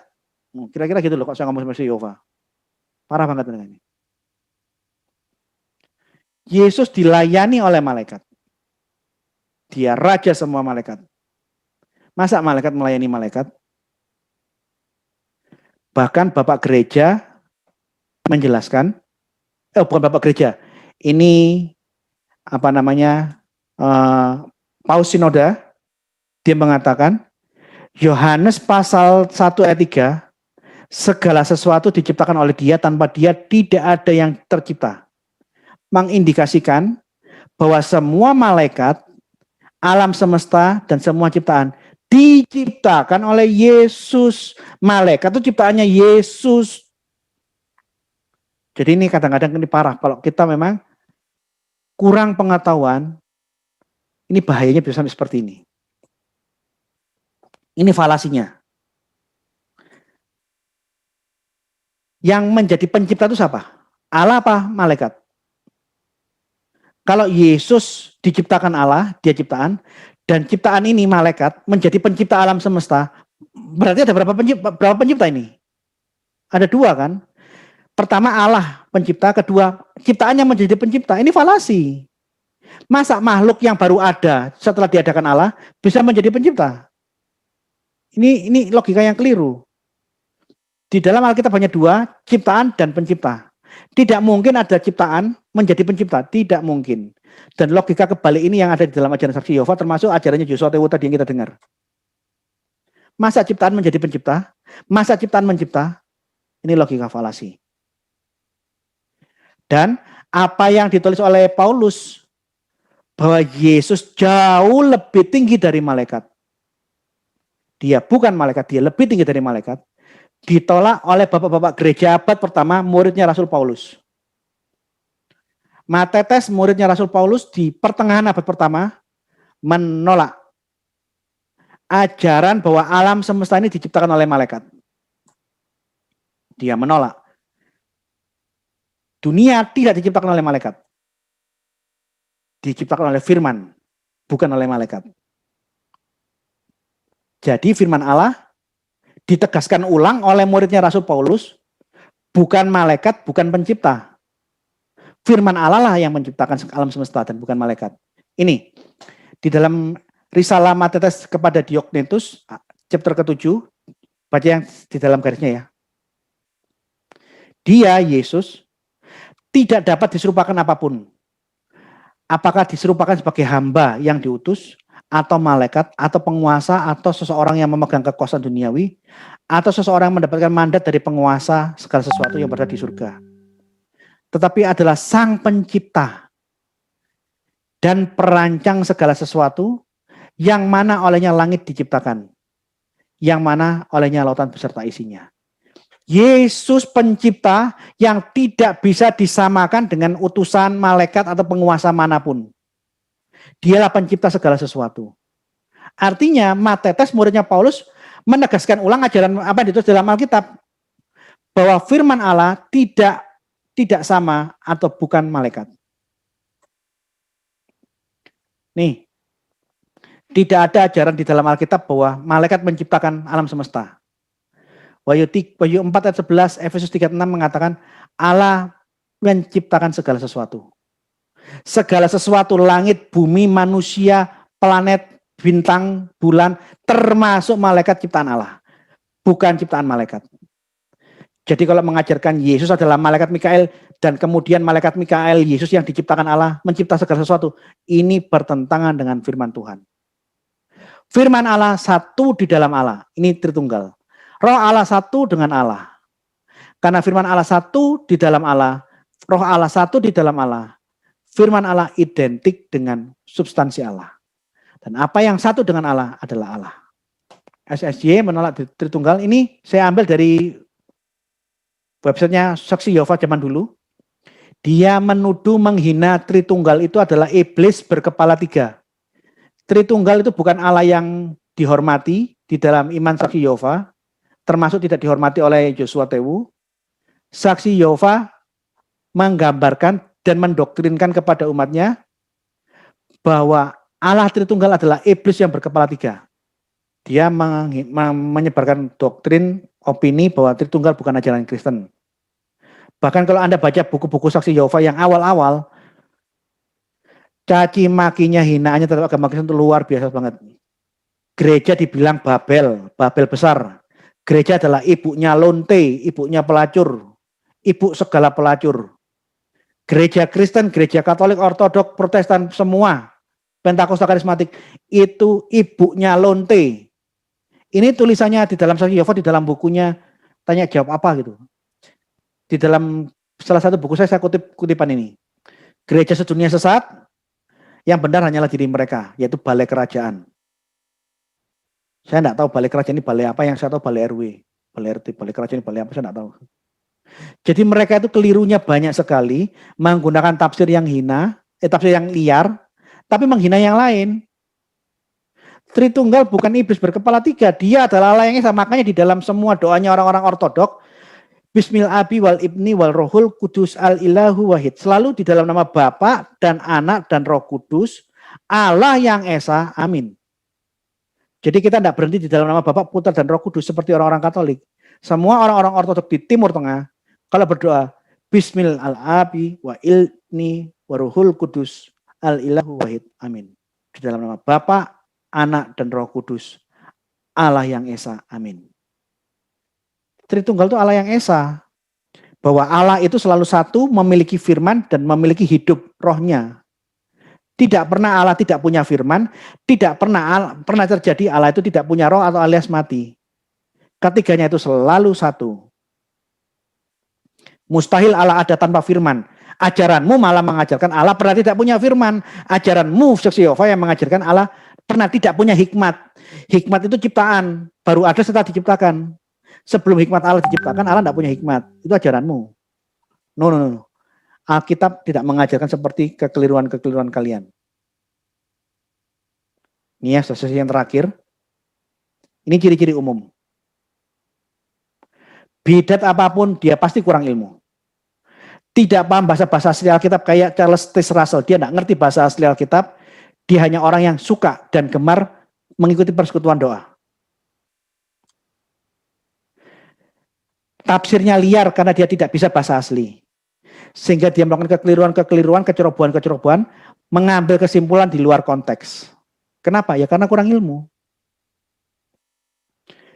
Ciri yang lain yang umum, para bidat itu selalu merendahkan bapak-bapak gereja. Bapak gereja itu manusia. Kita jangan ikut ajaran manusia. Loh, dia belajar langsung sama para rasul loh. Rasul itu bodoh. Mereka tidak pinter. Murid-muridnya goblok semua. Jadi bapak-bapak gereja itu belajar sama rasul-rasul yang bodoh, yang dungu. Nah kamu apa? Kami dari Roh Kudus. Roh Kudus. Loh. Kamu bisa bahasa Yunani enggak? Enggak, kami Roh Kudus. Loh. Kamu pernah ketemu sama penulis-penulis perjanjian baru, ketemu sama Yakobus, ketemu sama Petrus, sama Andreas? Oh, enggak perlu Pak. Kami langsung Roh Kudus. Jadi bapak gereja yang belajar sama rasul apa? Bodoh semua. Karena rasul-rasul itu bodoh, keliru, Roh Kudusnya itu lebih rendah. Dia pernah dikepenuhi Roh Kudus tapi tidak selamanya. Dia itu lebih rendah. Roh Kudusnya para rasul, bapak-bapak gereja dibanding kami yang tidak ngerti apa-apa, ini Roh Kudusnya paling tinggi. Kira-kira begitu. Ini cirinya bapak-bapak gereja ini. Ciri-cirinya bidat. Jadi orang yang belajar langsung sama para rasul dianggap bodoh, kurang Roh Kudus, tidak ngerti Alkitab.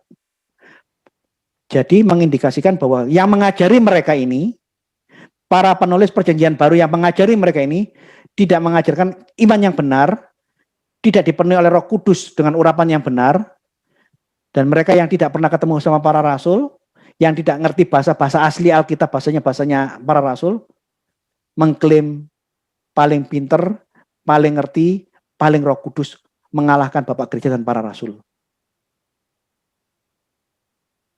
Jawabannya orang-orang kelompok-kelompok bidat itu pasti begitu. Begitu dikonfirmasi, ajaranmu keliru. Orang-orang yang ketemu sama para rasul tidak pernah menafsirkan ayat seperti cara pandangmu. Pengertianmu yang keliru. Oh salah, lah kamu pakai bapak-bapak gereja. Bapak-bapak gereja kan manusia. Kami dari Roh Kudus harus kebenaran itu membebaskan, harus penuh Roh Kudus. Pasti gitu jawabannya. Karena mereka sudah nggak bisa ngomong lagi, klaimnya langsung klaim yang paling rohani. Paling suci, paling benar, paling sempurna, Roh Kudus. Ini saya sudah jelaskan beberapa kali. Jadi tidak perlu saya panjang uraikan lagi.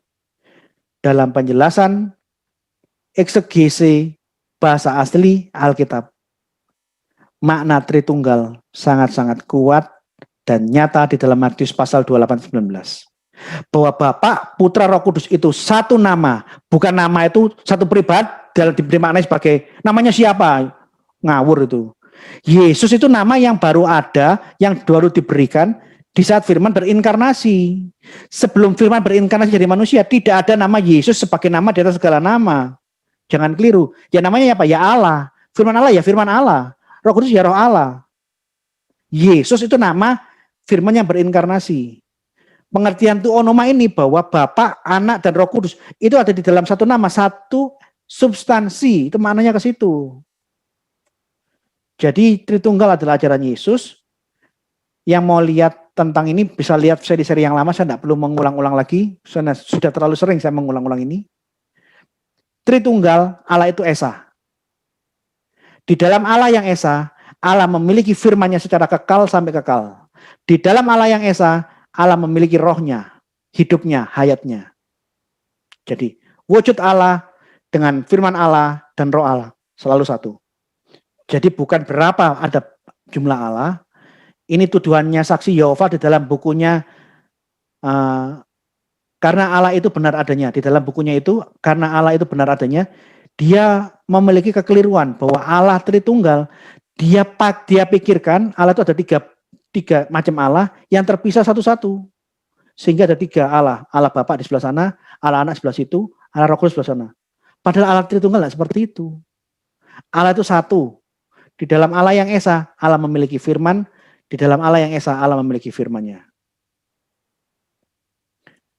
Termasuk tuduhannya mereka tentang Yohanes sudah saya jelaskan di minggu lalu. Bahwa ayat Tritunggal di dalam 1 Yohanes pasal 5 ayat 7 dan 8 di dalam buku-buku publikasinya Saksi Yehova, di dalam bukunya Saksi Yehova, karena Allah itu benar adanya, dia mengatakan ayat ini tidak pernah ada di dalam manuskrip Ibrani di atas abad 15. Keliru. Dia sudah ada di abad 10. Tapi sebelum abad ke-10, ayat panjang, ini bukan ayat 8 ya, ayat 9. 1 Yohanes 5 versi ayat panjang, itu ada di manuskrip Yunani abad 10 ke atas. Tapi sekalipun tidak ada di dalam manuskrip Yunani awal, dia ada di dalam naskah Latin dan sejak abad kedua, ada di dalam Vulgata, ada di dalam naskah Aramaik dari abad ketiga. Nih, tidak ada perbedaan teks. Perbedaan teks dari ribuan manuskrip untuk Matius 28-19 cuma baptisantes, ini pakai Omikron. Di versi yang lain pakai Alpha, baptisantes. Cuma ejaan.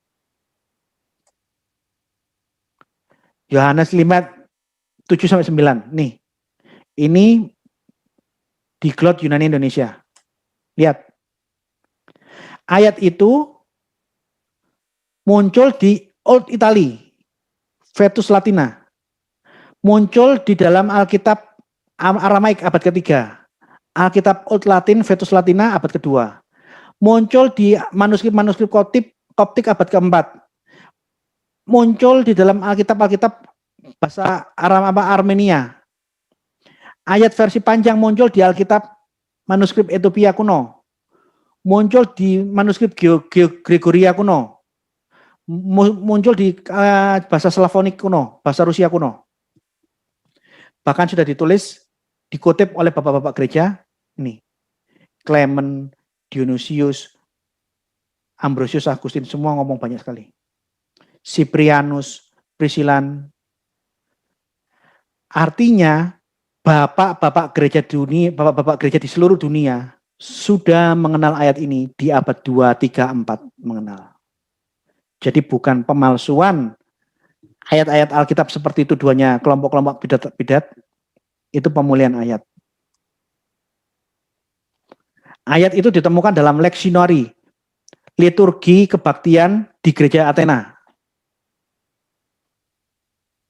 Manuskrip Syria muncul, jadi ini pemulihan ayat. Ya, silakan. Seminar selesai, bagi yang mau bertanya silakan kita mulai sesi pertanyaan. Terima kasih, lengkap luar biasa Pak Gracia. Ini sekarang kita ada punya waktu sekitar 20 menit Pak. Mau tetap berhenti di jam 8, di jam 9 atau mau diperpanjang 15-20 menit lagi? Jam 9 aja Pak, supaya durasinya jangan terlalu panjang. Siap. Berarti di sini sudah ada 4 yang resen. Yang saya sebutkan dulu ya. Pertama yang ini ada Pak Sahat, kemudian Pak Yuda, ketiga Pak Roli, keempat Pak Yunedi. Itu urutannya. Satu orang satu pertanyaan supaya nanti kalau ada yang lain masih ada ini bisa bertanya selanjutnya. Saya berikan kesempatan dulu kepada Pak Sahat. Silakan Pak.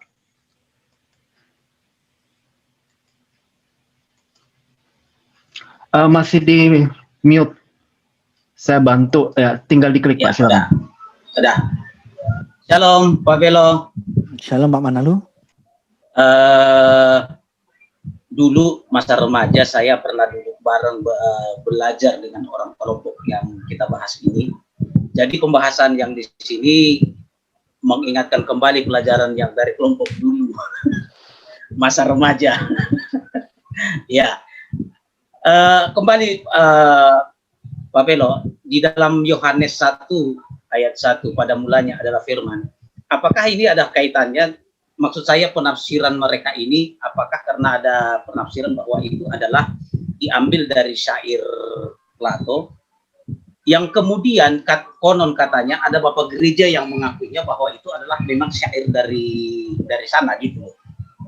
Keliru Pak. Ini pembahasan minggu lalu. Mungkin redaksinya mirip, tapi logos yang ditulis dalam Injil Yohanes itu bertolak belakang dan tidak bisa diperdamaikan dengan logosnya Plato. Pertama, logosnya Plato itu kan diciptakan secara emanasi dari Tuhan, dari Allah. Di dalam iman Kristen, kita tidak mengenal firman Allah ciptaan. Kedua, logosnya Plato, karena dia diciptakan dari Tuhan, dari Allah, dia terpisah dari Allah. Logosnya Alkitab, enggak. Dalam pasal pertama tadi, yang Bapak kutip, kai hologos en prostonteon, bahasa Yunaninya. Dan logos itu ada di dalam Allah. En pros itu menunjukkan logus, posisinya dia. Artinya firman dan theos itu satu. Ini sudah berbeda. Kedua, di dalam filsafat Plato, yang ilahi tidak mungkin bersinggungan dengan yang materi. Oleh karenanya itu perlu ada ciptaan bertingkat dari Allah, ciptaan pertama, makhluk rohani yang lebih rendah dari Allah seperti ajaran saksi Yehova, logos. Kemudian logos menciptakan makhluk rohani yang ketiga, nous, akalnya Allah. Kemudian dari nous baru menciptakan ciptaan yang terakhir, materi. Dari logos langsung ketemu materi tidak mungkin, harus lewat nous baru ke materi. Sedangkan di dalam Alkitab apa? Pasal 14. Kail ho logos sax egineto. Dan firman itu logos menjadi manusia. Artinya apa? Kita menggunakan bahasa yang sama, bahasa Yunani logos. Tapi pengertian logos di sini bukan pengertian logos Platonisme. Logos di dalam Injil Yohanes itu logos terjemahan dari Septuaginta. Septuaginta itu perjanjian lama yang diterjemahkan oleh para rabi-rabi Yahudi tahun 285 sebelum Masehi. Kata Davar Elohim, Davar Adonai diterjemahkan dalam bahasa Yunani logos. Jadi logosnya Injil Yohanes itu logosnya Septuaginta dalam frame Yudaisme. Firman Allah satu di dalam Allah. Firman Allah kekal bersama Allah. Dan firman Allah menjadi manusia. Yang mana hal ini mustahil bisa ada di dalam Neoplatonisme. Jadi serangan-serangan kelompok-kelompok non-Kristen, orang-orang polemikus Muslim, dan orang-orang bidat saksi Yehova, ini mengulang-ulang kebodohan, menunjukkan mereka tidak pernah belajar melihat logosnya Plato itu seperti apa. Oh, dua logos yang berbeda ini dianggap sama. Makasih. Yang lain? Silakan Pak Yuda. Ya, salam Pak Gratio. Halo Pak Yuda. Saya masih bertanya di seputar Yohanes 1:1 itu. Tafsir saksi Jehovah di situ yang terakhir, and there was a God, suatu Allah. Jadi ini mereka membuat suatu Allah huruf kecil. Nah, jadi sebenarnya yang oneness juga lama-lama sepertinya mereka mengarah ke unitarian. Jadi seperti dari saya udah dengar tadi Pak Joshua Theo tadi berkata, pada mulanya Allah menciptakan terang. Itu tafsir yang luar biasa. Baru sekali ini saya mendengar hamba Tuhan ngomong terang itu adalah Allah. Oh, itu luar biasa. Itu saya memang jarang lihat itu. Untung Bapak share itu tadi. Itu jebakan habis itu. Jadi memang membabi buta tafsir Pak Joshua Theo sekarang, Pak. Sangat membabi buta. Dan kemarin ada yang bertanya, jika firman keluar dari Yesus, Roh Kudus keluar dari Bapa, jika Yesus keluar dari Bapa dan Roh Kudus keluar dari Bapa, berarti Bapa dong, bukan Yesus. Padahal Joshua Theo kan Jesus only. Jadi dia pun kebingungan. Dia bilang, ya Bapa juga boleh, Bapa Allah aja.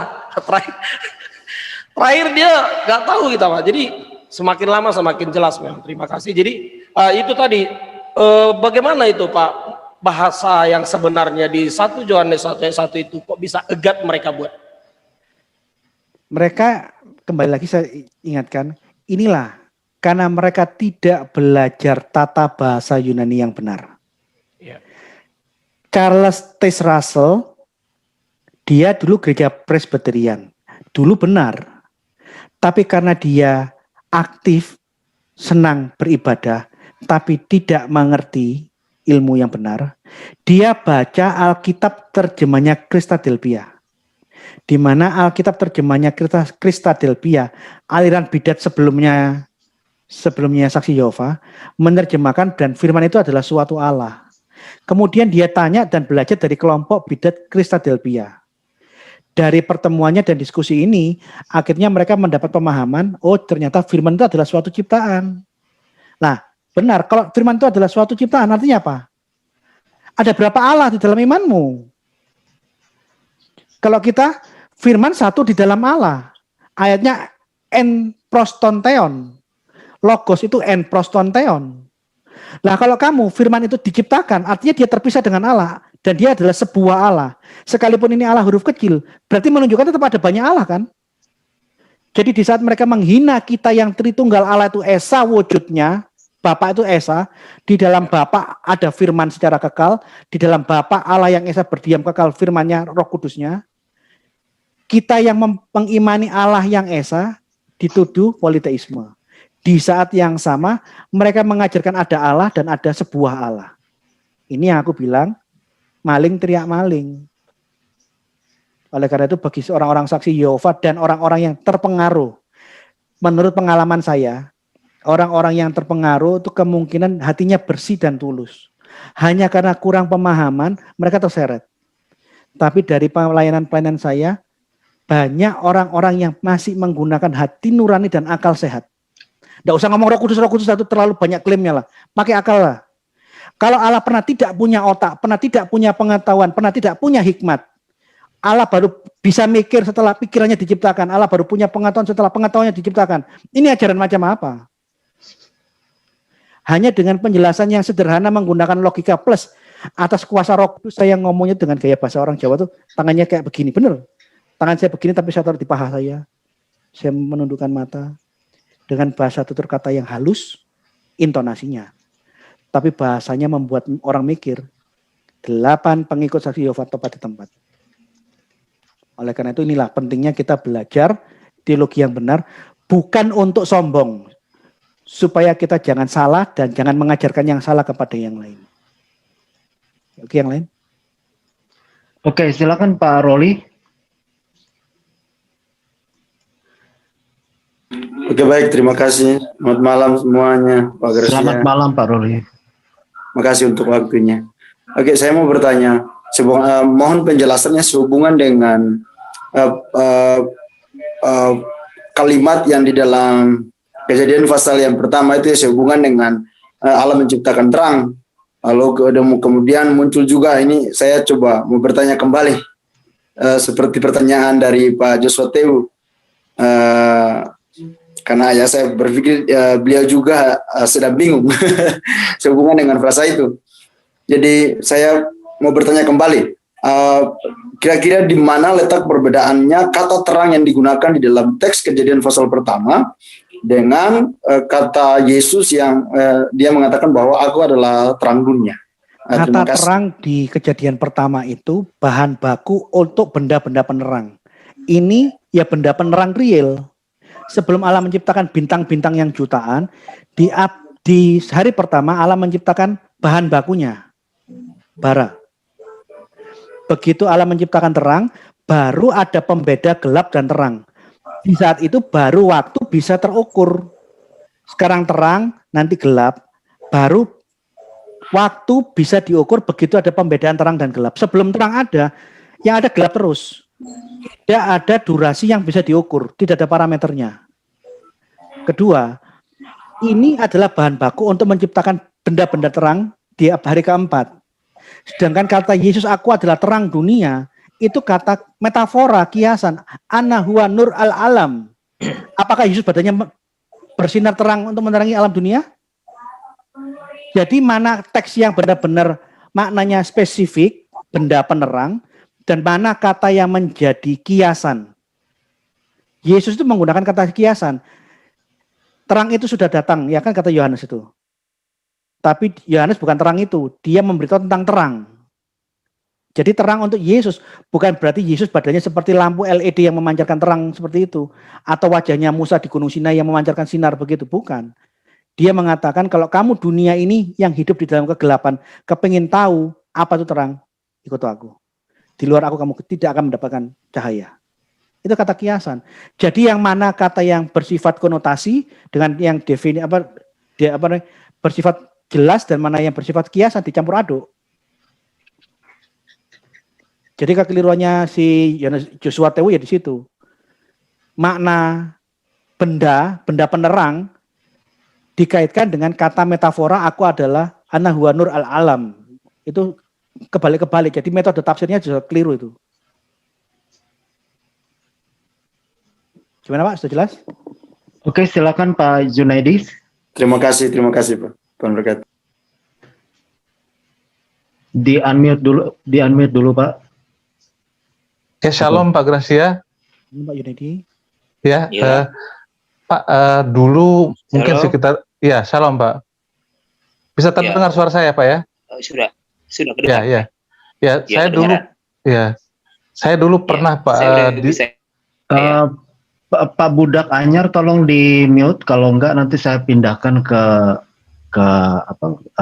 waiting room. Ya, thank you, makasih ya Pak. Silakan lanjut Pak.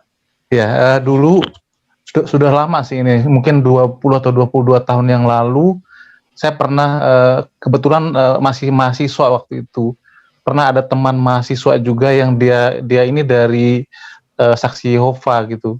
Pernah juga mengajar, diajak saya juga ikut di pengajaran mereka seperti itu.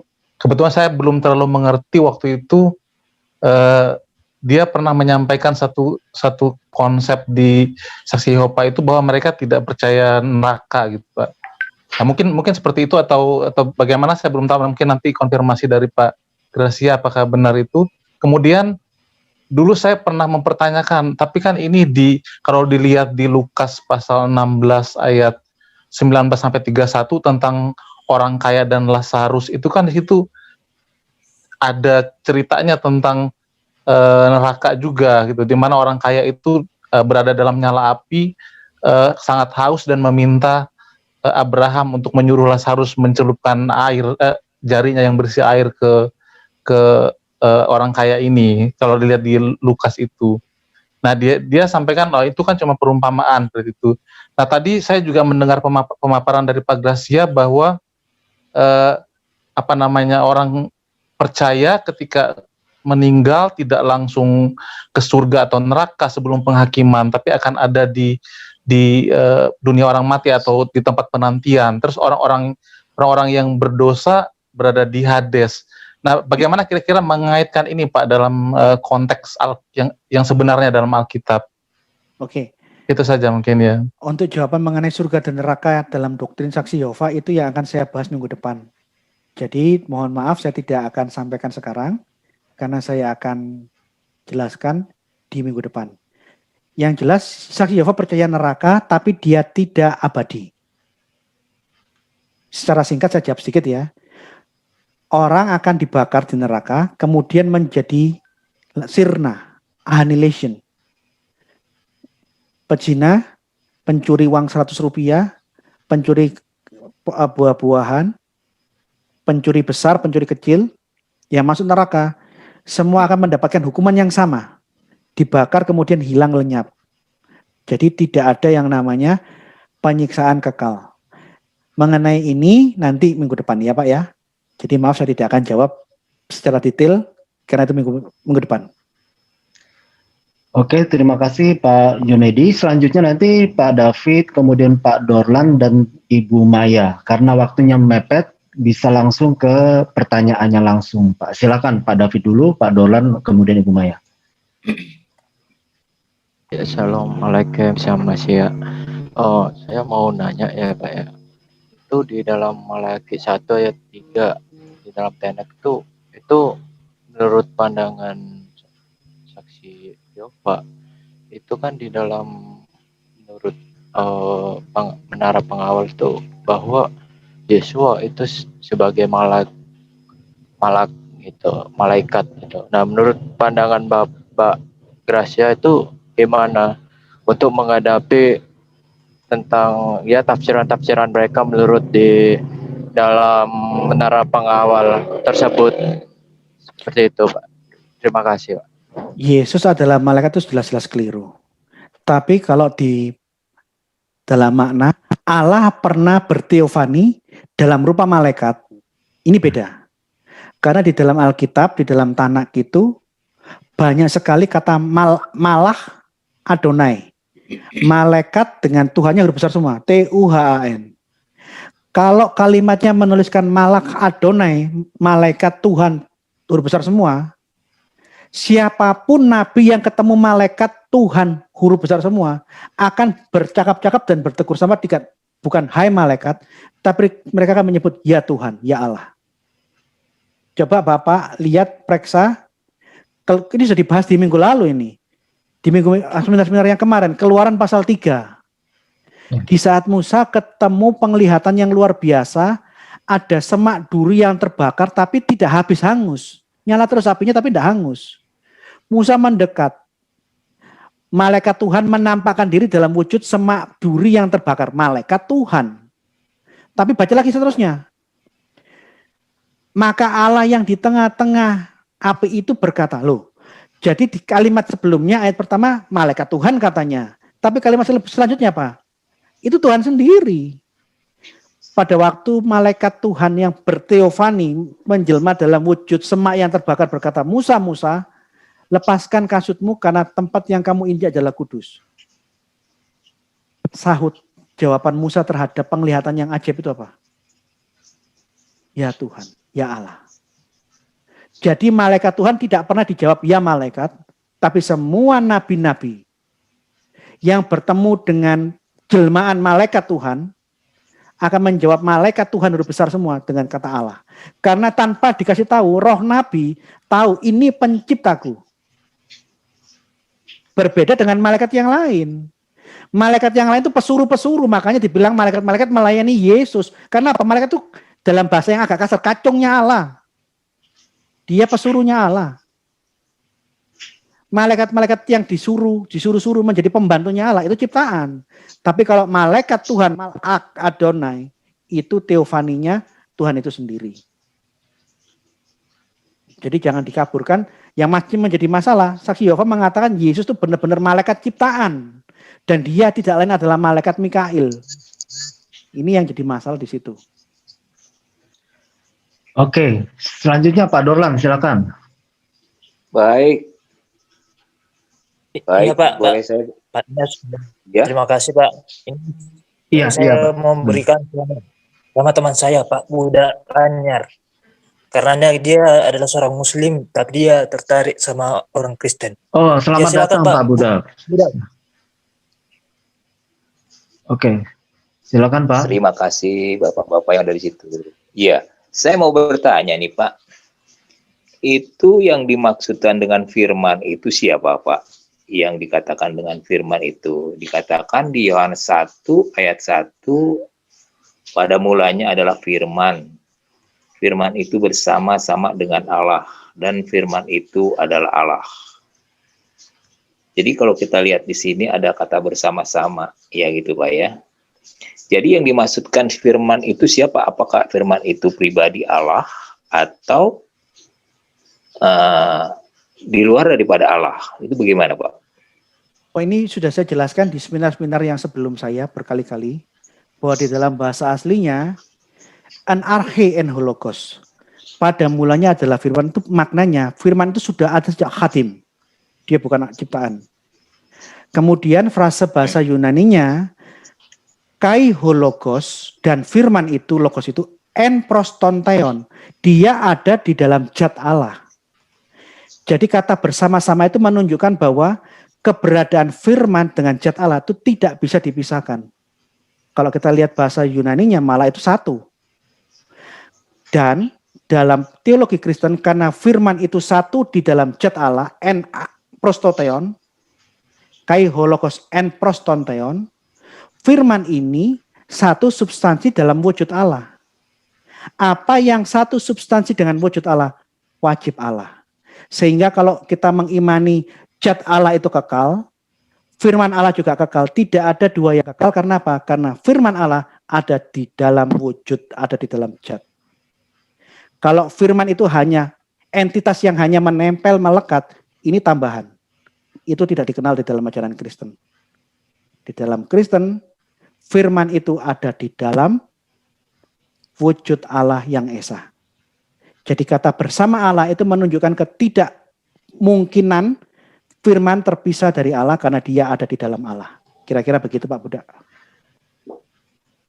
Oke, kita sudah 858. Jadi saya kembalikan kepada Pak Heri. Silakan Pak Heri, dilanjutkan. Baik, terima kasih untuk semuanya. Ini luar biasa. Senang bisa berjumpa dengan saudara sekalian dan penghargaan setinggi-tingginya juga untuk Pak Gracia Pelo. Dan Tuhan memberkati. Kita akan berdoa menutup. Tapi sebelumnya juga mengucapkan terima kasih ya untuk Kanuru Channel yang live juga saya lupa Koram Kristo dan yang lain-lain juga ada, cuma belum lapor ke Pak Enos, jadi tidak bisa saya sebutkan pokoknya siapa saja. Dan maafkan saya dan ampun. Terima kasih Pak Gracia. Baik, sebentar. Dan minta maaf Pak Gracia dan Ikim bernasib sama, tapi ini nasib yang luar biasa, artinya iblis memperhitungkan channel kami. Jadi positif saja ya. Nah, tapi nggak apa-apa. Ini besok dan Pak Gracia dan saya pasti akan mengupload videonya. Tuhan berkati. Pak Gracia, ada pengumuman? Statement terakhir. Seringkali orang-orang yang keliru-keliru itu aliran bid'ah, dia tidak jujur. Dia memiliki tafsir yang keliru, menganggap hikmat Allah itu baru ada setelah Allah ciptakan. Begitu kita kritik, kita tegur, karena sudah terlanjur sombong. Ini yang jadi masalah. Kalau orang itu udah sombong, sulit diberitahu. Bahkan mereka cenderung memfitnah. Berkali-kali kita ngomong Tritunggal itu bukan menyembah tiga Allah yang terpisah. Kita tidak pernah membayangkan wujud Allah di sebelah sini, Bapak. Terus terpisah dengan firman-Nya, anak di sebelah sini. Terus terpisah dengan hayatnya Allah itu di sebelah sini. Tidak pernah seperti itu. Yang keliru semacam ini yang selalu diulang-ulang oleh bidat-bidat saksi Yehova. Besok minggu depan saya tunjukkan bukunya. Dia menganggap bahwa wujud Allah itu terpisah dari firman dan hayatnya. Padahal semua ajaran-ajaran doktrin Kristen sejak abad pertama mengajarkan bahwa Allah itu zat Allah, wujud Allah itu satu dalam firman-Nya. Firman ada di dalam zat.